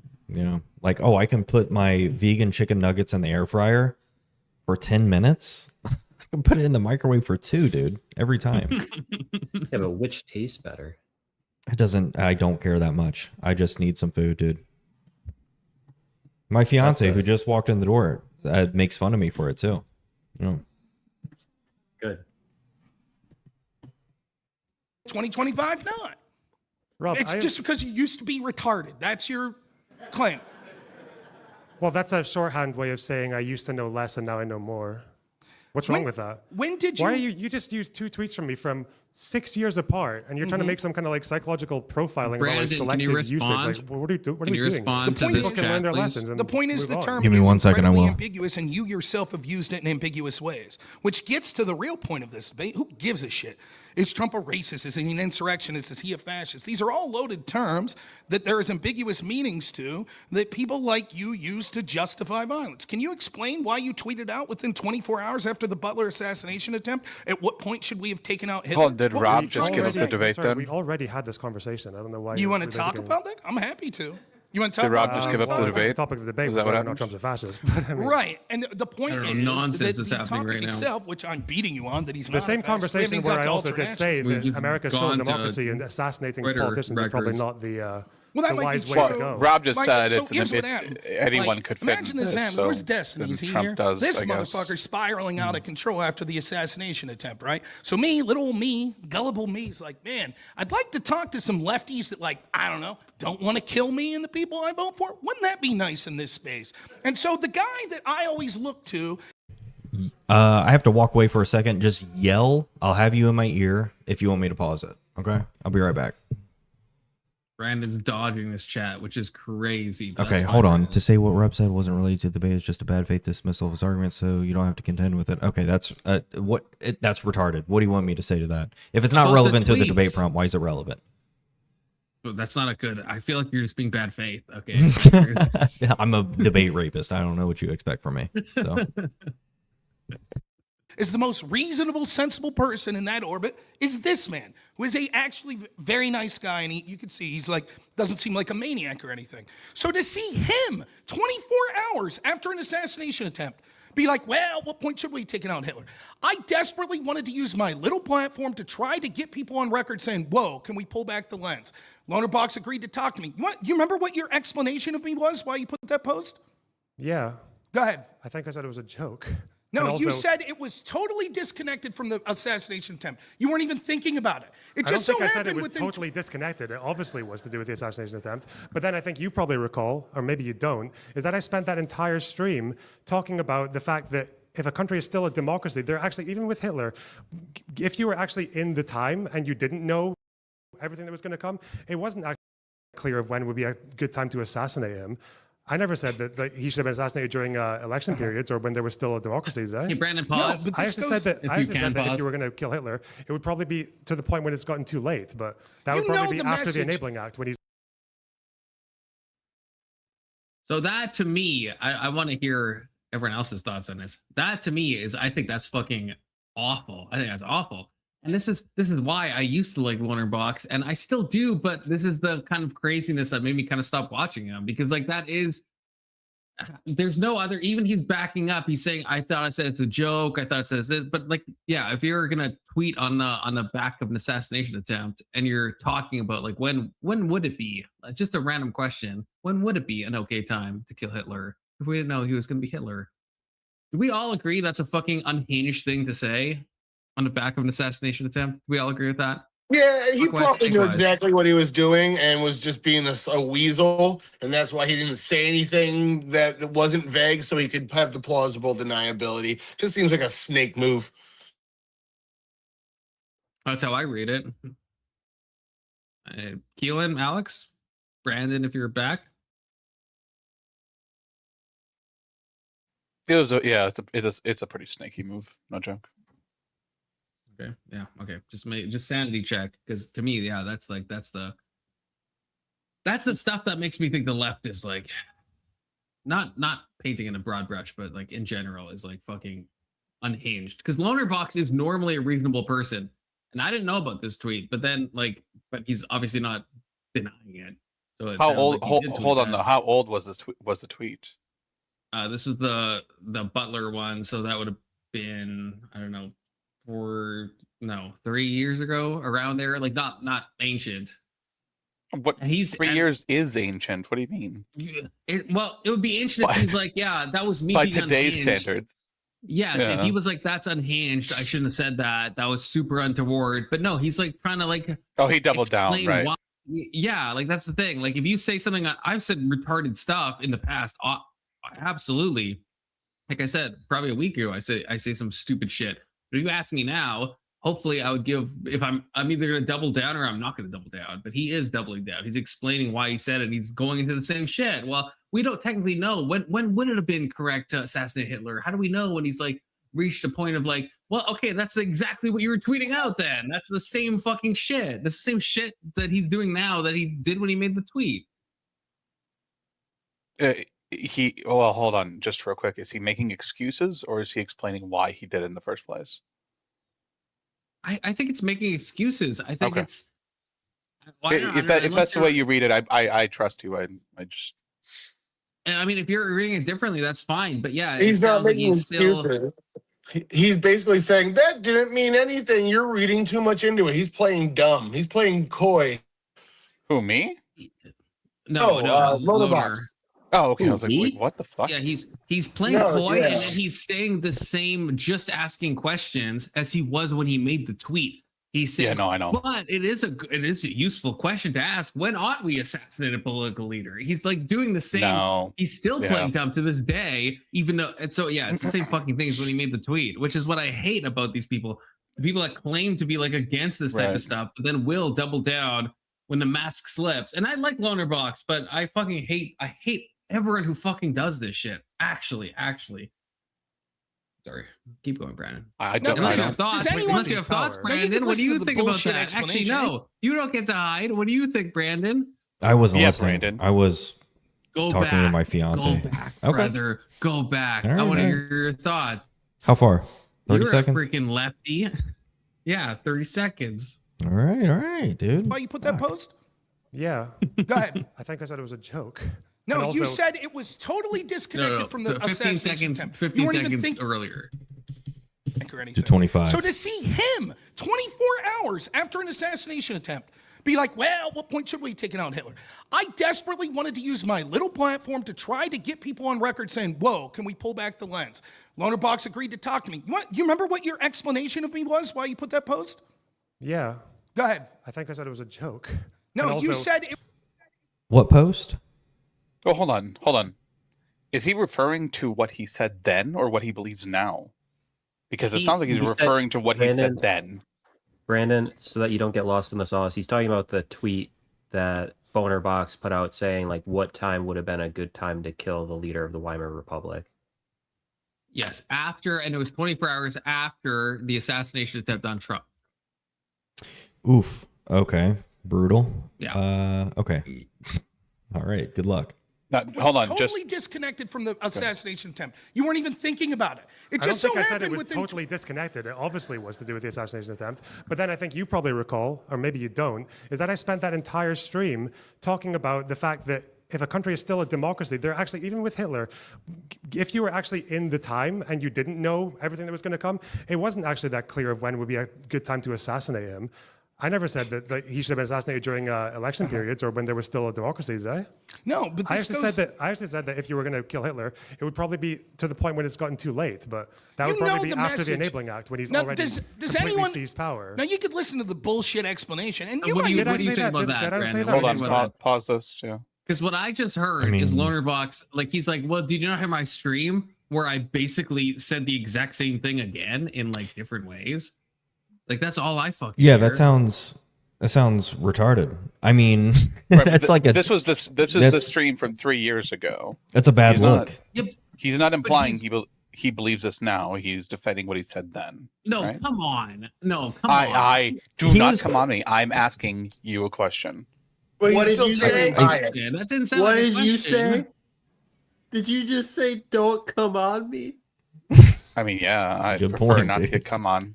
Absolutely. He's still standing by it and defending that narrative was correct as well, though. And Rob's argument is to impeach the credibility of the debater. Basically, say you can call him a fascist, but your judgment is flawed. It's not a bad strategy. Lonerbox saying it's invalid doesn't really. It works in a debate. It's just kind of drama coded.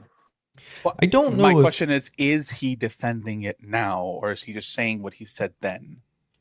That's what I'm asking. I don't know how you can listen to that and think, like, if you said something that was truly like that you thought was like a morally egregious thing, I don't think without saying that you would just say your thought process. You would say, I don't agree. Yeah, that was an insane thing for me to say, but this is my thoughts he at the thought time. it was being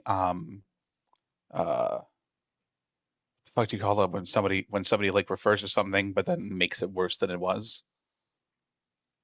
Exaggerate. Hyperbole. Yeah, like when unless the reason why he did it, and I'm not trying to stretch here, so don't give me shit. The reason why you might respond that way is if you thought the person that you're talking to is trying to make you have said something that you didn't say, and you're trying to explain what you actually said. But that should be followed up with, but I absolutely think it was wrong to do now. Right. Yeah. If he said and if he doesn't, I wouldn't. Okay. Take any issue with what that's he's all saying. that's all I'm saying. Yeah, I agree with you. If he said it either before or after, he's like, look, yeah, I don't agree with this. I shouldn't have said this at the time, but this was my thought. Then yeah, I would have no issue with that at all. My issue is that he's not saying that, and he's just saying, well, did you not see my stream where I said, well, you wouldn't really technically know if you think about it when you should have killed Hitler, and it's a lot of nuance, and when you should, like, that's literally what the tweet was. Like, he's just like explaining the thing without saying it was a bad tweet. Yeah, if that's all he's doing, then yeah, fuck him. He's definitely still defending that shit. So what are you asking me? I mean, that's obviously insane. What more do you want? That's all I wanted. I was just curious if anyone was on that side, that there was some defensible angle to that. No, this is sanity check, okay? Because I'm okay. No, fair enough. What's wrong with saying that? Oh, see, there we go. See, I knew I'd get one of you left. Because you're trying to. Because it sounds like you're trying to give reasons for why it was actually a good thing to unalive the president. You're basic. Well, right after an assassination attempt, you're basically saying, "Hey, this guy missed, but let's have a conversation of when we shouldn't miss." Yeah, I don't see it. I don't see a way to make that better. Are you a reformist or a revolutionary, John Soda? Well, I think this Keelan's isn't really behind. related. This isn't really related to being a reformist or a revolutionary. But like, if you believe that a leader is so bad and they had an assassination attempt, when is a better time to bring up that sort of conversation than like when something like that happens? Any other time. I mean, that's fucking unhinged. Yeah, literally any other time. How is that unhinged? I don't know, man. Okay, this is one thing leftists get all pissy about, right? Like Ron Paul Pelosi, whatever the fuck his name is. If after that happened, somebody came on and was like, we should discuss when it's okay to bash people's heads in when they're the husband of a whatever. And I think we probably can't set an exact time. Was that politically motivated? Yes. Probably, yeah. So yeah, you can ask the question, like, when is it okay to bash in senators' heads? What? Hey, that's insane. You guys want to talk about when it's okay? When it's okay for ICE to shoot protesters? People only right after it happens. True. Yeah, people do that immediately after it happens. If you're having those a discussion, if you're having a wrong. discussion, especially like on the internet and you're a political commentator, why wouldn't it be okay for you to ask these sort of questions when this stuff happens? Because at least like rhetorically or how it comes off to the public is it makes it sound like you are trying to justify that attempt to unalive somebody. If that's all you're doing, but that doesn't even sound like that's all you're doing. What it sounds like you're doing is you're trying to say, look, this really wasn't a big deal. I just wish he hadn't missed. That's what I'm hearing. That's not what he said, though, right? He's like, I'm aware that's not what he said, but it definitely fucking sounded that way. But Keelan, I feel like Alex brought up a good example. If after Paul Pelosi was attacked with a hammer, if a major conservative, if Ben Shapiro or Matt Walsh or something made a tweet and said, okay, but when is corruption, financial corruption enough that you actually should bludgeon someone with a hammer? Like just that tweet alone, I would say that's fucking insane. That's like fucking that should never be tweeted. Because that's, you're basically that's horrible. You are just justifying the idea of bashing their heads in. You're basically saying, well, maybe it is bad enough that we should bash his head in.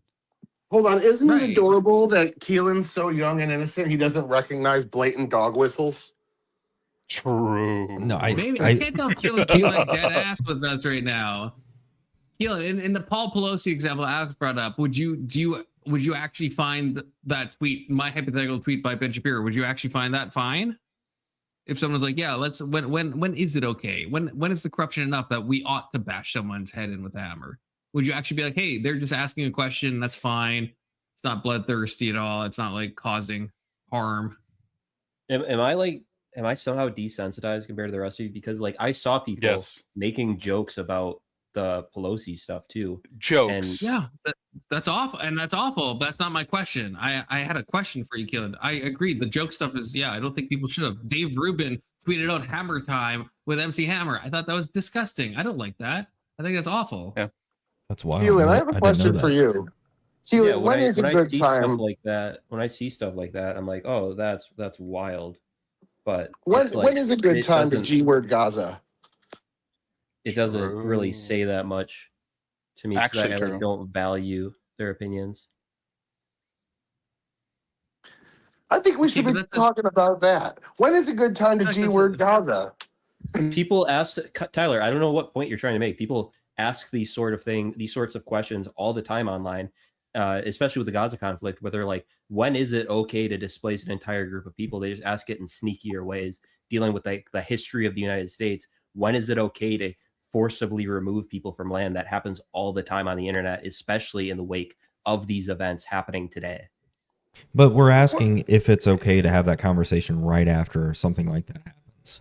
Yeah, if it's okay to have it in the future, I don't see any reason why it's not okay to have it immediately after. It's not like you're talking directly to the people affected by it. You're talking to people about it. You're Kirk right now. You don't understand. You don't think the person who got assassinated saw it? This is like a social thing here that's happening right now. Like it's the proximity to the event. Don't call him Kirk, dude. Come on. Yeah, people. But these public figures are going to see all sorts of. These public figures are going to see all sorts of awful things posted about their lives all the time. They're in a completely different category from like average people. If you were talking about someone who's like their kid was murdered and you're in a small town and someone's like, well, let's talk about when it is okay to murder someone. That would be abhorrent because these aren't a public figure. They're just a normal person trying to live a private life. Keelan, that's not the question. We're talking about Lonerbox. Is he right in tweeting that or not? Right? Like it doesn't matter about like if Trump listened to Lonerbox's tweet. That's not what we're talking about. Is it moral for the person himself? It's neutral to me. So if I had tweeted that out, if Nancy Pelosi, if Paul Pelosi got bludgeoned with a hammer, and the next day I tweet that out, I could just be like, well, Paul is never going to read my tweet, so I guess I'm morally neutral. I'm not doing anything wrong. That's what you actually think? Like 10 toes down. Oh, it's American Nacho. Hey, Nacho. Yeah, Gazans aren't going to read my fucking tweet, so fuck them. Yeah, like right after Israel like takes out an entire area, we can be like, hey, well, when is it okay to like bomb people These in Gaza. conversations are already happening, and people treat them like they're okay already. I don't know what the point is. No, they don't. They don't happen Yes, like they that. do. No. Yes, they do. Who You else literally talks have them about on it that this way? Panel. You're like, when is it okay to clear out this area of people? That happens. It's on such a this very panel. whataboutism. Hold on, It's hold like on. instead- No, no, wait. When is Are it we okay doing for me to that ask for your the fucking day address, after Keelan? The area is When is cleaned that out? okay? Hold on. Are you asking us? Are we saying this the day after an area has been cleaned out? In some And not cases, even that. yes. Especially No. Tyler will come on and talk about this stuff the very next day, saying this is actually a good thing. But at the end of the day, I'm not saying it's good. I'm not making that argument because Gazans aren't being cleared out of that land. When people say that they're being removed forcefully by Israel, I say that they don't know what the fuck they're talking about and point to the deal, the ceasefire deal that the UN already accepted, that Israel already accepted, that all the Gulf nations already accepted, that Gaza's already accepted, and they're in phase 2 of right now. That doesn't displace Palestinians off their land.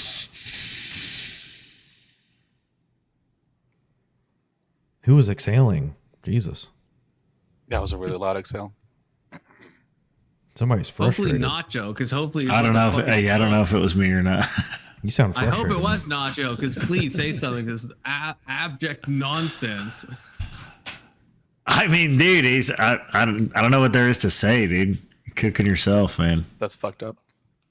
Well, Keelan, let me try to help you. Are you thinking like hypothetically, like all else held equal, people like it is morally neutral to talk about that subject right after something happens, but once you start to think of like practical reasons, like, oh, how is this going to come off to the public? Is this going to make the sort of tensions between the left and the right worse? Before you do that sort of calculation, are you saying then it's neutral, or are you saying after those considerations it's still neutral, like you don't see an issue with it? So in my personal conduct, I don't do these sorts of things where I say the death of whoever is okay. And I've actually argued against friends. Especially Why? The Charlie Kirk thing. American Nacho, shut the fuck up. I've Okay. argued against friends with the Charlie Kirk thing. And they That's were an making important fun of him question, being though. Assassinated, because I don't think it's a right thing to joke about. But when I see people on the internet just making these jokes, making these questions or commenting on things, I see much more abhorrent things happen every day that nobody comments on. And I'm like, it's overall neutral to me. It doesn't move the needle in any direction for me.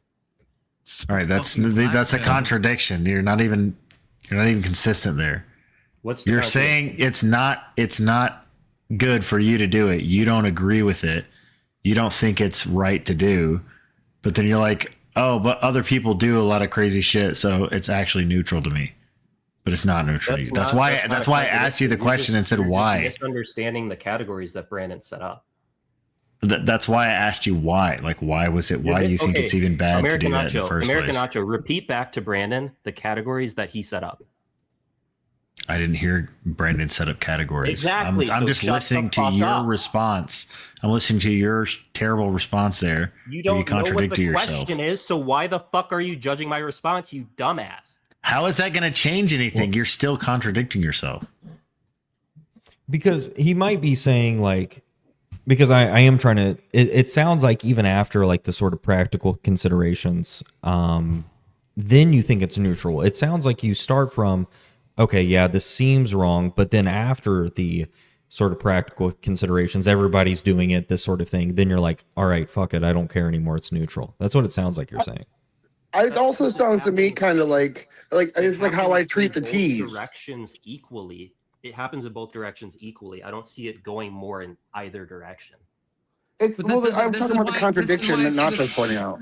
This is why I said it's black belt, Keelan. Like you're like, this is, I find this personally wrong, but I guess this is what Nacho is saying, that everyone else is doing it, so you don't care anymore. But I'm saying you still should care. Like just because everyone else is doing something you find immoral, or the right or the left is doing it more, it's still a wrong thing to do, and you should Hold like on. 10 toes down. It's a fucked up thing to do. It's a wrong thing to do. You shouldn't do it. I don't know why you'd No, be like, hold on. well, it happens so often, it's basically nothing. Like, well, I don't know. That's That's I don't not like that. necessarily true because, like, again, like I will be nice to a trans person in person. I'll call them by whatever fucking pronouns or whatever and be polite to them. That doesn't mean I believe in their ideology and that they're actually that thing. There's a difference between what your beliefs are and what your day-to-day practices are, because sometimes your beliefs don't fit in to what's acceptable in society at the given time. So I could see why he would do it in person, why he would not engage in the thing because he finds it abhorrent, but also things he sees as abhorrent online all the time. Like, I'm not going out and asking anyone's permission to say that Israel's justified. I'm saying they fucking are. So, like, it might even be more extreme in his opinion. So I could see it. We're talking about a tweet that's made in public. We're not talking about like some private conversation. Like the context of this is Lonerbox tweeting something about after Trump's assassination attempt, that Lonerbox is tweeting, when would it be okay to assassinate Hitler, and would we know when it was the right time? That's the context of everything we're saying. It's a public fucking thing that we're saying, right? So that's the distinction. It's not some like private versus public thing. It's like we're talking about like something maybe there's a difference. There's a difference in level of respect for this Lonerbox guy. Like, I don't think his opinion does anything. It's not about his opinion, Not whether well, it does not anything. well. It does when it's in a chorus of voices, a choir of other voices who are saying the same things. I think that's the point that Rob was making there. It is. I mean, that's a whole separate conversation, but it is overwhelmingly coming more from the right, and more things are happening. Like, more actions are being taken based off of the rhetoric that the left is spreading versus the right. Now, you can say like maybe more people are killed by the right, like a handful of people have died. But as far as like the amount of violence that is perpetuated and like endorsed by the left, yeah, overwhelmingly there's more violent cases like from the left.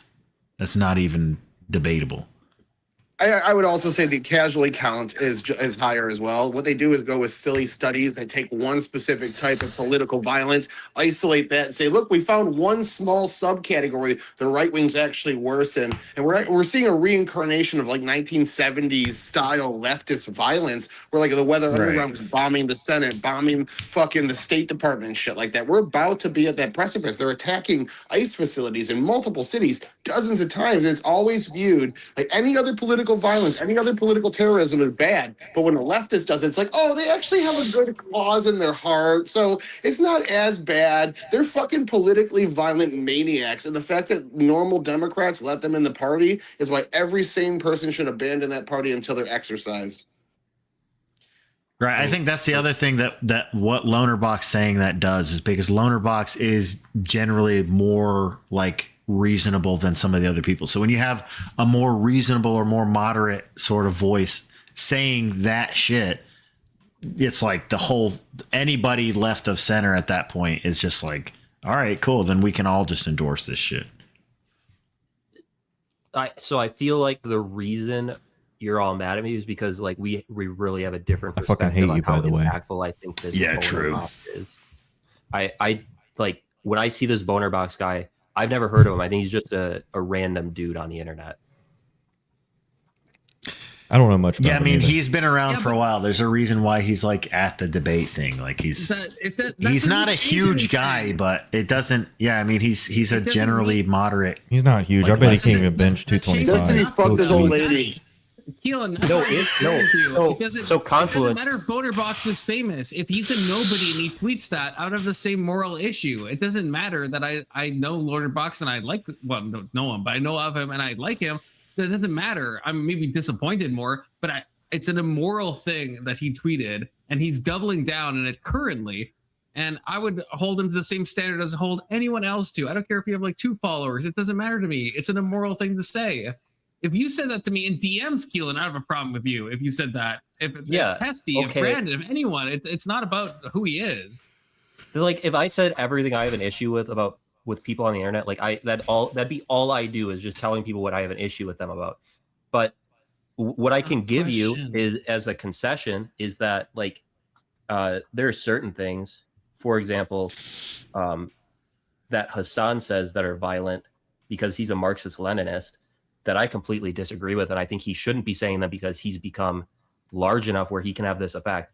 And you can see him moderating himself now more that he's become big, but he's not going far enough, obviously. So I do have an issue with Marxist Leninists using that sort of rhetoric of violence, especially bigger ones like Hassan. But like when I look at this guy, I see just an average dude on the internet. If he's bigger than I think, then that's a different story. He is quite big. I think he has like, I don't know, like 300,000 subs or something like that. He's like pretty big. He's not. Is he that big? To me, that's a Yeah, he's been distraction. around Like, for a while, dude. it doesn't. I don't like that you're like saying, does this person have influence? Like maybe we see morality a different way. I think it's just like I said, it's as fucked up as if he had one sub and he said this. It's a fucked up thing to say. Like now he has more responsibility. The fact that he's like reaching more ears, like there's more like stochastic harm that could take place. So I don't deny that. But like from a moral intention point of view, it's a fucked up thing to say immediately after an assassination attempt. It doesn't matter if you have 1 sub or 20 million subs. It's a fucked up thing to say regardless. The harm that's going to be caused is going to obviously be greater if you have more people listening to you. Like, what do you disagree with on that, Keelan? Because what I'm saying is I'm not saying like call it out because yeah, you'd spend all your time calling stuff out. But I'm saying if it's brought up, I think that's my issue is like this is being brought up now. And when you brought up the or whoever brought up the Pelosi thing, yeah, I'm not gonna fucking try to defend that. Yeah, anyone who was like saying joking about the Pelosi stuff, yeah, you know, that's fucking awful. That's horrible. You shouldn't be like celebrating some violence. You shouldn't do that. Once the guy's okay and you make a joke about, you know, whatever hammers or some shit like that, it's a little different. I mean, but yeah, saying that like if your joke is like oh he should have brought a bigger hammer, then it's like unless you're like performing fucking stand up or you're like with your boys and or even some friends that you maybe aren't your, you know, political allies, but you know they're going to understand what you're saying is a joke. I mean, that's different.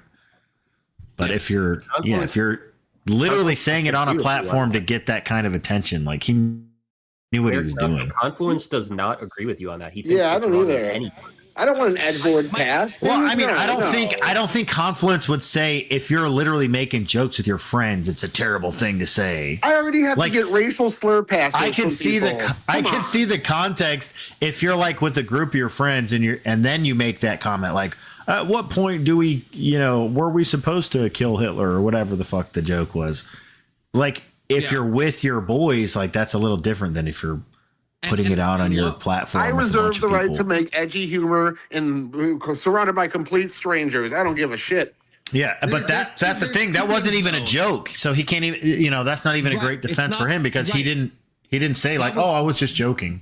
That was explicitly mentioned because Rob said, I think you said it was just a joke. Loner specifically said, I don't think I said it was a joke. And then no. Hold on. I think you're getting that up. He actually tried to throw him a lifeline. He was like, I think you said it. You have it backwards. he fucking have it backwards. Yeah, you have it backwards. Loner said it was a joke, and then Rob said, no, you said this. Is that what happened? Yes. He says, I can't remember exactly, but he said something along the lines of that. All over again. He said something along the lines of like, when he said originally, when they talked about it originally, Lonerbox said, I wasn't even thinking about the Trump assassination. I was just in general posting a thought that I had. And it was like, okay, yeah, that doesn't work. But then in the debate, he says something completely different. Well, no, he said at first. Rob asked him, "Do you remember what you said to me?" He said, "I said I was joking," and then Rob added something to it, and then he started talking about the other things he said. Right, but me and Rob were talking about this like before he even went and did the debate. He was talking about that he was going to drop this in the debate, and he said their interaction originally was like. When he confronted, because it's all on his Twitter, he had a reply back and forth with Lonerbox on Twitter about it. And when he confronted him on Twitter, Lonerbox was like, "Oh, I wasn't even talking about that. That was just coincidence." But then here he says whatever he says, it's a joke or something, which is already like inconsistent. And then I think later in the debate he says it was something else too, because he brings it back up. It was kind of all over the place. Whatever happened, I don't know, but the Twitter thread, but yeah, here Lonerbox is steel manning his position. So I don't know if it was meant as a joke or meant as whatever, but here, yeah, he's doubling down on the original sentiment that he said, which I think is problematic to say the least. But I would agree. Yeah. Ready? I have a hard out here in a few minutes. By the way, I don't know when, but a few minutes. We're not. Dude, even, I've had a hard out since I joined. You know what I'm saying? So true, dude. God, it's so hard. If you're not even hard, why are you even here? I agree. Remember. I don't remember the specific things you said, so but it's yeah. So you on do that. remember, I remember you many looked at the specific tweets, things you said. I can't recall if you said verbatim what you just said. I know that you hemmed and hawed, but I want you to be honest. What do you think the average reading of your post would have been to a person? Well, by a MAGA person, they probably think I'm trying to incite violence against them. Okay, what about a lefty that hates Trump? A lefty that hates Trump? Mm-hmm. They'd probably said, maybe. "Oh, But then I Lonerbox would is probably smart, hope they dude." wouldn't watch my stream. And he's like, someone tried to kill Trump. Maybe. What point should we have taken out Hitler? Now the fact that you want to hem and haw because you realize you look like an asshole, right? And be like, "Oh no, that's not what I meant. What I actually was saying." You know what that post was. It was disheartening. It really was. And I think that it's damn right shameful that so many of you on the left continue to spread this bullshit and ignore the fact of the overwhelming violence that we see. Do you think it's a coincidence that one of the bullets that was going to be used to kill Charlie Kirk said, "Catch this fascist"? He's rhetoric maxing. Yeah, right that's now. why It's I think the working. word fascist He is, also dude. just kind of needs repairing on all sides. I He even is. call He's out also racists when they right, overuse the term though. as well. So the only thing that Again, sorry, you've gone on these like enormous fucking. I just Because remembered I'm like on the very Rob likes beginning, to I think maybe debate just his after your opening comfort statement, topics, I wrote a note so here he about always loops Italian back to them. nationalism and Mussolini, but we never even got there. So I fucking. Well, this one was a slam dunk. I mean, nationalism when you say Mussolini Loner was can talking just about like like basically say, destroying the. I shouldn't have said that, but he fucking is too stubborn to admit that. Yeah, it Right. is So really just fucking move stupid. everything on. He's like, yeah, that was years ago. I shouldn't have said that. It would be done. Right. It'd be over. But Can't instead, do it, he dude. Fucking can't bring himself to. Yeah, Can't fucking do it. It's a little drama coded, but again, Rob's argument is perfectly valid. This guy is a flawed character to call somebody X thing because look at how he treats other people. It's completely inconsistent based on their political beliefs, and it's working. He's doing a fantastic job. It's just very drama coded. well, the other thing is he knew Lonerbox was going to take the debate. I mean, he just like you're saying, he could have just immediately been like, whatever. We're talking about, yeah, I said that I was stupid or whatever. We're talking about Trump, being a fascist or whatever. And he could have brought it back, but he can't do it. He can't take the L, so he has to like get into the pit, try to fight his way out. Yeah, it's unnecessary. It's absolutely unnecessary. To go back to again, this is probably why you'd rather take an approach that looks into what people actually do rather than what they say. Mussolini's opinions and his actions changed with the wind. You were talking about corporatism and state seizure. Mussolini wasn't doing that for his entire period. One of the first things that he did when he was appointed by the king was to privatize a lot of industries and to open up free markets. He did that for a good 2 years, and then even corporatism, which I know there's a lot of these like very, very niche underground fascists who just focus on corporatism as if that's like the most important thing about them. Corporatism in practice was basically governed and dictated by big business. It didn't really make much of a difference to the way big business functioned until it was getting to the point when he wanted to invade Ethiopia. I don't know, maybe that could be a more interesting conversation. We can maybe talk about people who everyone agrees are fascist and see where we disagree on them and then see maybe where the overlaps are with them. I just want the audience to know the reason that people use this term on the left, and that's the most important thing. You're not talking to the left, you're talking to me. Are you people tired of the fucking left going, insurrection, fascist, this is our definition? Fuck this shit, right? You want to know why they're using these terms. That's what's going on. But I'm happy. I'm not running from the debate. I'm just saying we could go through all this specifically. How about this? One thing that we could agree on, if we could say that this is the quintessential fascist country, what would you say is the quintessential example? The quintessential fascist country from probably Hitler and Mussolini. Mussolini. Can we go with that? Italy and because there's some scholars that Hitler. There are no scholars who deny Hitler was a fascist. That claim that he wasn't. There are, yeah. Overwhelming majority would say that Hitler. Well, was... I think you're right about the majority, but everyone would agree Mussolini, right? So Paxton and Griffin both say Hitler was a fascist. We both agree. By the way, Griffin says Trump's not a fascist. Mm-hmm. Okay. Paxton does, yeah. That's true. So That's here true. we go. Let's go through. That's true. I read it. Thanks for John Zerka. I read it. Nothing to hide. What's that? Nothing to hide. Well, thank you.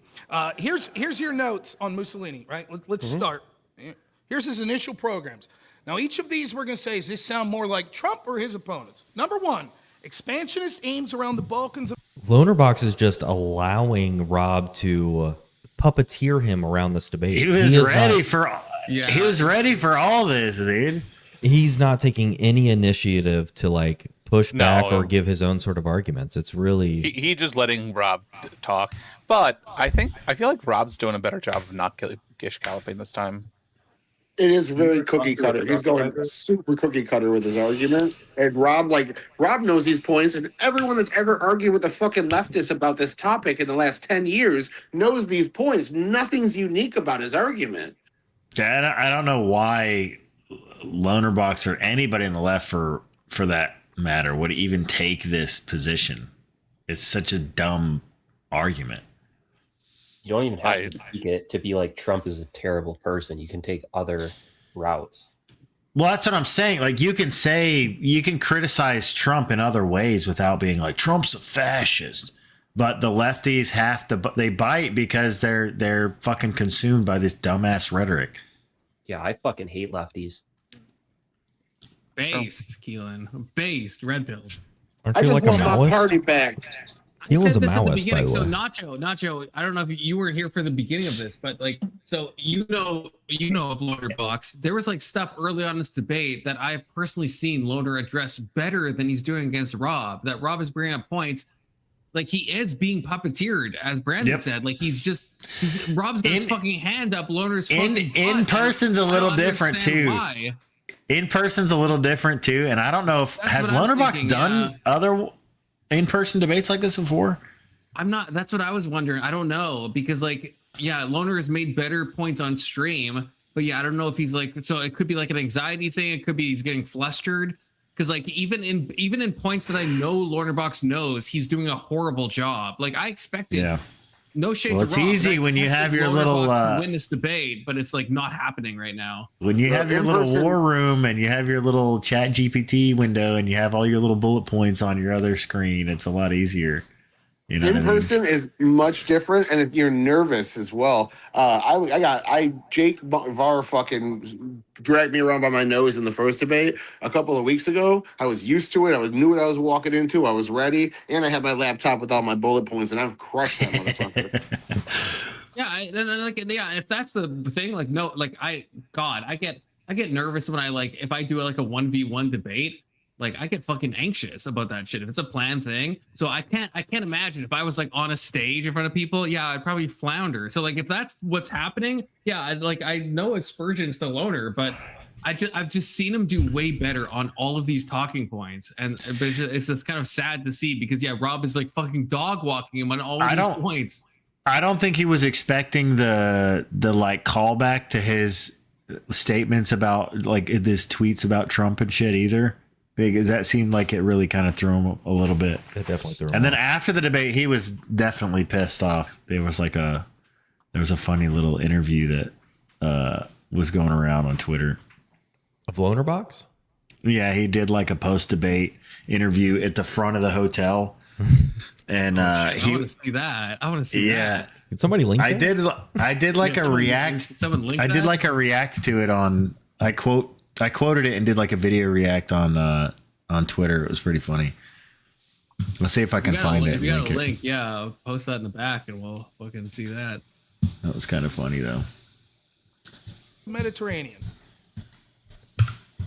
Sound like Trump? Do I think Trump wants to expand into the Balkans or the Mediterranean? No. General expansionism. I'm not being an ass. Yeah, you can just list it off. I know where you're going, so just list it off and I'll. Well, I would like to go one by. I would say. You want to go one by one? I would say yes. That sounds Trumpian. Yeah, you can just say that. Yeah. Right? That sounds like Trump. Sure. I'm not gonna lie. I'm not a bullshitter. All right. Number 2. You ready for the second thing Mussolini did? Women's suffrage. Now, does Trump? Every person I've met that's like repeal the 19th. By the way, show of hands, who repealed the 19th here? Now leave your hand up if you're a Trump supporter.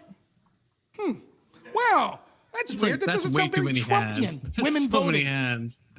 Do you think actually most Trump insane. voters don't want women to vote? I think that Bro, it was everybody, bro. Overwhelmingly, it's Trump supporters. Well, if you looked at my I don't notes, think Trump's. again, if you looked at my notes, you'd probably also, it's not even far off from where you're reading, I think, or somewhere in your notes where it's a very common trend of fascists where they do actually where they change their opinions and where they also will very frequently just betray their purists. Mussolini did that more than anyone. Right. So it's if Trump wants women to vote fascist, if he doesn't want women to vote fascist. Well, right, neither of these play into whether or not he's a fascist. The question is, we're looking specifically at the quintessential prototypical fascists and the actions they took to see if they match up with Trump.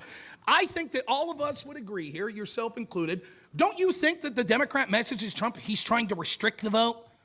If we're talking about the populist metric that we're looking at with Mussolini here, the theme that you're getting across here is that he wanted to expand the vote to everyone because part of populism is representing the people and saying they need to have a voice, et cetera, et cetera. Trump said to be restricting the vote. So how can you square that circle if this is what true populism looks like? The Democrats are the party that want to remove restrictions on voting.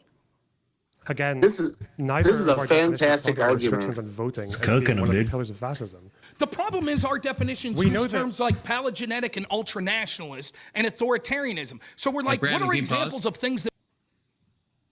So Nacho has linked the thing. If I try to open it, it makes me log in. I'm on my fucking other browser. Can you pull that up and share the Lonerbox interview? It's 44 seconds long, but I want to see Well, while you're doing that, I just want to comment here. This is a fantastic. You want me to pull it up? Right now. Well, I guess anyone. Hey, I guess anyone could. Yeah. Oh, I don't know who has you're access asking. to Twitter. Can you do it, Nacho? Yeah, I can. Yeah. Hold on. But yeah, no, Rob is picking exactly where he needs to go here. He's juxtaposing. He got him to agree to it. Yes, everyone agrees this is what fascism is. And then going through their list of policies and showing who they actually align with and showing that most of it doesn't really line up with Trump at all. This is like really where you need to go to like attack what fascism is. This was his post-debate interview he did with, I don't know, some friend of his or something like that. I think it might be this Twitter account that was there watching the debate or something. I thought this was kind of funny. Reaction to some of the majority of the women in that convention or place being more conservative. You're just not used to it. You just don't see as much of it where I am, especially to that extent.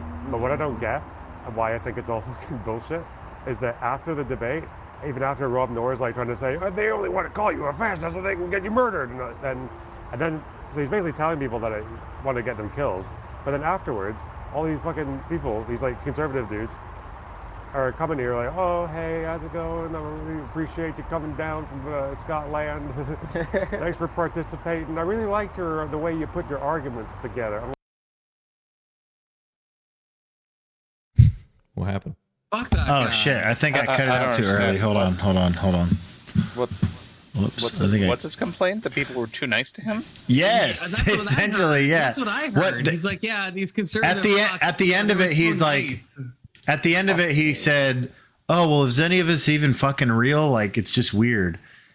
And I'm sorry, I don't want you dead, Lonerbox. Yeah, But right, but that I would talk to How you and dare I'd be they. cordial as well. and I was like, fucking insane. when I did my like little react to it, that's basically what I said. I was like, it's so funny that Lonerbox describes perfectly exactly why the right has been losing for such a long time, because and that's why you need people. We need Andrew and you need Rob and you need other people who are willing to get out there and shit sling a little bit and get in the fucking pits and deal with these bastards, because the average conservative, the average white ringer just wants to be left alone. They're like, I just want to go out on a farm with my family and raise fucking chickens or whatever. Like, they don't really want to do this. And then so you have a bunch of people who are going to DebateCon, a place where they're watching debates, they're fans of debates. They're not, you know what I mean? If somebody makes a good point or structures an argument, well, you can be like, hey, I liked the way you did this, whatever. I really appreciate that. But, you lost the debate, whatever. And people were nice to him. That bugs the shit out of me. Like, because, so Let's Sheep, who's a omni leftist. The complaint was Rob saying Lonerbox wants to kill them, but people ended up being nice. That's not a complaint. I was like, Let's Sheep. I was like smirking out about Lonerbox's tweet. I didn't like the tweet at all. But if I meet Lonerbox, let's say he shows up on my door in 5 minutes, I would be cordial. I'd be like, hey, I like your content. You know, I would like, yeah, I wouldn't be like, fuck you. I want to fucking, you know, I wouldn't. That's not a criticism. That's not a complaint. What kind of fucking complaint is that? I don't know. I think he's just saying it's strange because if like me and you are at DebateCon Confluence and like you're saying like Brandon is saying this stuff to get me murdered, and then all of your fans come up to me and they're like super nice to me, that would be weird. It's like, don't you think that I want to murder like your political hero? And isn't that weird? Well, why are you being here's nice the to thing: me? like people understand, especially the people that are there. Like understand, like you were just making it. Somebody just made a joke earlier, like, "Oh, Rob's rhetoric maxing." Like he is, and like if you're kind of a fan of debates, like you can recognize stuff like that. If you kind of are in this space, or you kind of like watch the panels, you watch the debaters, or you do debates yourself, you can recognize when you're like, okay, he's doing like a rhetorical flourish. You're not at a fucking rally, you know, with people outside with torches and pitchforks, and you're getting them all fired up to go to fucking Lonerbox's house.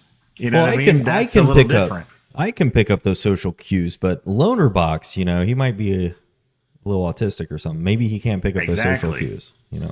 But yeah, it's funny. Pause in the topic of flourishing. Okay, great question, by the way. Great question. Esty is back from his wedding, and he has a very sincere question to ask. He says, "You guys ever?" Why do I have to read this? You guys ever cock between your legs and look at yourself in the mirror and say, "I'm a pretty girl wearing lipstick and just twirling around like a ballerina"? Jesus Christ! I personally have not done that. I personally haven't. I thankfully have not done that. No, I've always wanted to. This man. is a great question. Can do. It's always wanted to. 2026. Common debate practice. You know what I mean? Pre-debate warm up. You know what I mean? When you're going in to face your opponent. Mm-hmm. So yeah, that'll definitely it works. Like if you don't get anxiety from doing that, then you'll be fine with the debate. I agree. Oh yeah, there could be some like real politique angle. You're not wrong. That is true. Yeah, do you know what's Lonerbox should have done that, and they wouldn't have been like so like fucking stun locked by it. The funniest become ungovernable. I don't know how that connects to this, but it might in some ways. The other funny thing about that Lonerbox interview is that was the reaction that most everybody got. I mean, Kyla's debate probably got the most heated or whatever. But I mean, the DGGers only had like 8 people. They had like 8, maybe 10 people like in their little section or group that were like cheering for Destiny and then cheering for Lonerbox and then cheering for Kyla. But after, yeah, everyone was the same way. Everyone was the same way for Destiny. Everyone was the same way for Kyla. So what was funny is that when Kyla's debate was over, she like fucking ran out of there. Not so erudite. Like, I mean, dude, it was like the debate was over. I went outside to go have a cigarette with some of the other people, and we saw not so erudite and her boyfriend like just basically running out of the parking lot. I was like, what the fuck is going on? I don't blame her. So we were joking that she was like going back to cry at her hotel. We were like, she's definitely about to go cry. But everybody was nice. You know what I mean? There was like 2 people that said something weird in her debate, but that was a crazy weekend. Coming to the chat, people are saying Israel doesn't matter. Mm-hmm. Oof, not on Confluence as well. There's like a side conversation going on. Okay, it's a separate. So you're going to let that happen? That's crazy. Wait, who the fuck is talking about Israel? Bring him up. You're going to summon Dinesh D'Souza? Tyler's a real one. Brandon, I want to ask you something on what you said maybe like 5 minutes ago, because you were saying like if someone's advocating for your death and stuff like this, but so I don't know. I can't tell in my mind if I just don't take these people seriously, or I don't know what the angle is. But like, so Destiny is someone I've talked about many times, obviously, but like, So right, he said he would like celebrate or joke about or be fine with, depends on your reading, about his audience, right? If they were at a Trump rally, they got shot, he would be joking with the death on Twitter. So, but if I still, even knowing that, even though I think Destiny probably might want me dead in a real way, if I met Destiny, I would still be cordial. What I guess what's your read on that? Am I No, you're does normal. that mean I don't actually think he wants me dead, or like I think Well, you don't you know, think like, he wants you I dead. think in a sense would you still probably be nice to him in the same way I was nice to. I would be like nice. To I would say Lonerbox. you don't think he wants you dead. Yeah, I think I in a didn't go. sense you I probably didn't go don't over there, believe and I that. believe. Yeah. I believe that, and I didn't go over there and fuck with Destiny at this event. I've seen him at other events before, and I would have, like, before he said that shit. Like, that's part of the reason why I left his little community. When he was like saying what you're saying, like, oh well, if it was my own parents there, I would have been making jokes the next day on stream. I was like, nope, I'm good then. You do actually want me dead. I don't necessarily know if Lonerbox fully believes, you know what I mean? I think he's just trying to fit in with those retards, and so he's posting edgy things on Twitter. And he even says it. But He says it in the debate. I don't know if we're there yet, but he says about those tweets, he's like, well, I was a little more retarded then at the time or whatever. So he does eventually concede that, you know, maybe he shouldn't have said that. But I guess Nacho, if like, let's say, I'm not saying like, because I'm in the same boat as you. Yeah, that's why I fucking stopped giving a shit about Destiny, because at the time, Destiny was seen as kind of like, he's on the left, but he's kind of like reasonable and stuff, and then there was a threshold. He got brain broken like, real hard. Yeah, Holy you're just fuck. like you're fucking a bloodthirsty, insane person. But I'm saying if Destiny came up to you, Nacho, like, wouldn't you still treat him with respect? Like I still would. Or would you not? If he would have approached me there, I probably would have been like, yeah, like whatever, and just basically ignored him. I wouldn't be like, you know, like trying to fight him or cuss him out, but I wouldn't have really given him the time of the day. Yeah, see, just know it, because you know what I mean. It's just like I don't have any, you know what I mean. There were other leftists that I got into whenever we were there. There were some other leftists that we got into like a long conversation about, or like semi debate about I don't know, just a bunch of random shit. But if that was like, I wouldn't really want to be around him for a long, you know what I mean? I think it's that's just like that's normal, because I just Nacho I really know probably you actually believes. believe that. Yeah, I think that's fair. I don't think, I guess, boots on the ground, I don't think Lonerbox wants me dead. I think there's like a coin flip that Destiny actually does want me dead, which, yeah, there's a distinction there. I don't think you're in any danger of him wanting you dead, to be honest. Well, I don't think he's dangerous. No. He's a fucking saying, garden gnome. I don't think he's like coming for me or anything. No, I don't mean like danger. I just mean I don't think anyone's coming at you. I don't think if I died, I don't think Lonerbox would be like celebrating it. But if Destiny like knew I was even semi on the right and semi like a conservative, I think Destiny would be like, yeah, fuck that guy. And I don't like that. I don't like that idea. I don't like thinking about that. I think it's only if you're at like a rally. Question for if I was at maybe possibly, I still think he would want me dead. So I haven't read this yet. So I don't pre-read until I read it on live. So Nacho, this is what you say apparently. People / the audience understands hyperbole unless it comes from the left. Then it's a real violent threat. Scummy, biased, pro-violent take. Fuck you. Get fucking wrecked, dude. Wait, what? Get Wait, fucking yes. wrecked. That's actually I'm trying to break this down. Yeah, I have to. People in the audience understands hyperbole. Okay, so yeah, I guess he's basically saying when the right says it. When the left says this, when the right says it's a joke, when the left says it, then it's super serious, not joke. Well, I think that maybe was because I was saying something about the comment about the hammer shit, but I don't know if there's an example you could give me, then sure, I'd probably condemn whatever on the right. I just don't see it. I don't see it as much. You're stuck in your bubble, dude. Echo but you chamber. give me stuff. Hey, I think I do a pretty good job, dude. I've been on Black Twitter for like 6 weeks now. Listen, I don't know what's happening there. I You got are a stuck victim there, of but your algorithm. I can just tell. I don't know what it That's is. I can true. just tell. That's true. It's That is bad, true. dude. See, that is, I do think that is a difference. Like, Let's Chief, I think if you presented a thing, I think Nacho would do this, and I know I would. Yeah, if there's something awful, I have no problem. I don't give a fuck what side it comes I'm from. trying to If it's think a of fucking one. Well, I mean, bloodthirsty thing. Yeah, I'm like, yeah, that's bad. You shouldn't say that. For example, I mean, here's a good example of some things that I'm against with the right. I think all of the GOP that are like when Nancy Pelosi or not Nancy Pelosi, fuck, it's not Nancy Mace either. Who was the one that the right wing lady that ran, the Republican that ran for, fuck, it was her and DeSantis and somebody else that were running against Trump originally. Anyway, she went over to Israel and like Nikki Haley, yeah, Nikki Haley. Okay. She signed. I love Nikki Haley.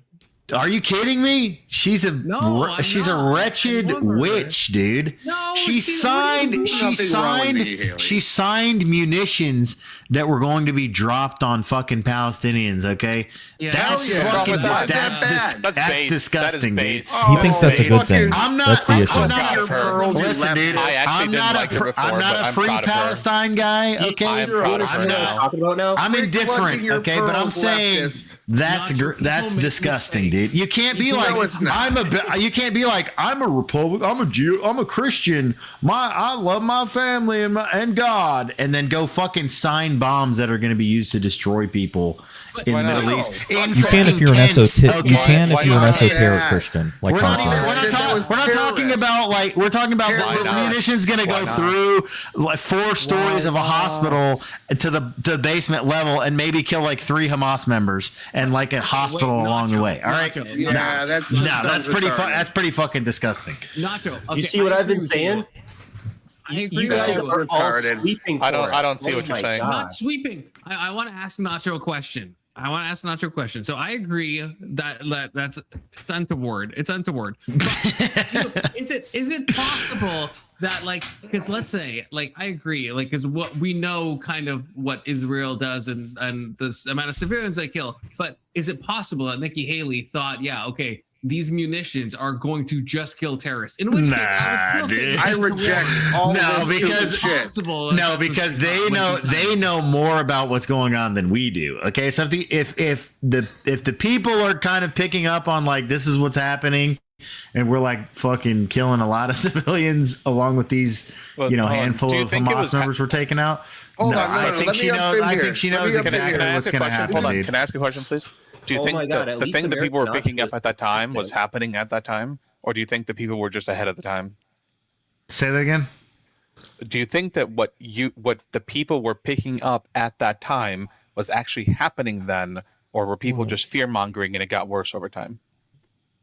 No, it was happening. It's both and it was happening and it got worse over time. I don't know. This is all bullshit. This it was is all happening bullshit. at that time that they were just killing civilians left and right for no reason.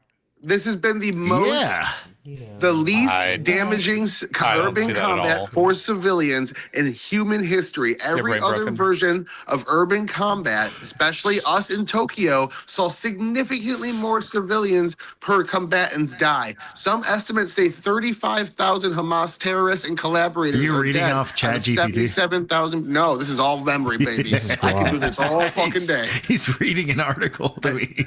It is. No, it's all motherfucking memory. No, he remembers this. Enjoyer. Yeah, this is his actual life, my man. Palace.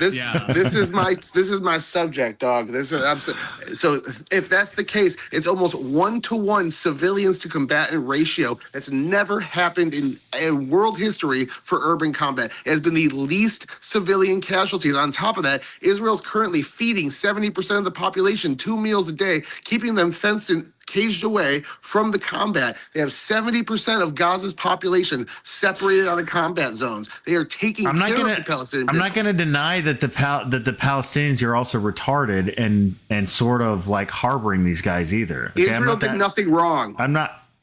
Look, Israel, they can do whatever they want. I'm just saying, when our people are like, I'm a good Christian, and then they fucking sign bombs, okay, that are going to Jews and Muslims to fight over our holy lands, it's kind of retarded. That's the terrorists that attacked Israel. That's what those bombs went to. The terrorist groups that launched a terrorist attack on a fucking concert in Israel. That's who we're signing bombs to kill. Those are evil people, and we fight the righteous man. I'm not a free Palestine guy, but you know what I mean? It is what it is. The righteous man. Yeah, if I'm looking for an example, that's a great example. Evil to protect the weak. And on that note, I have a heart the out. righteous man would be in there. I don't see. All right, thank you, Brandon. Us giving see you, man. Us giving control of the Holy Lands over to Jews versus Muslims is retarded. All right, it's bedtime. I'll see you guys another time. All right, bye. Go over to Confluence. Just find them. Just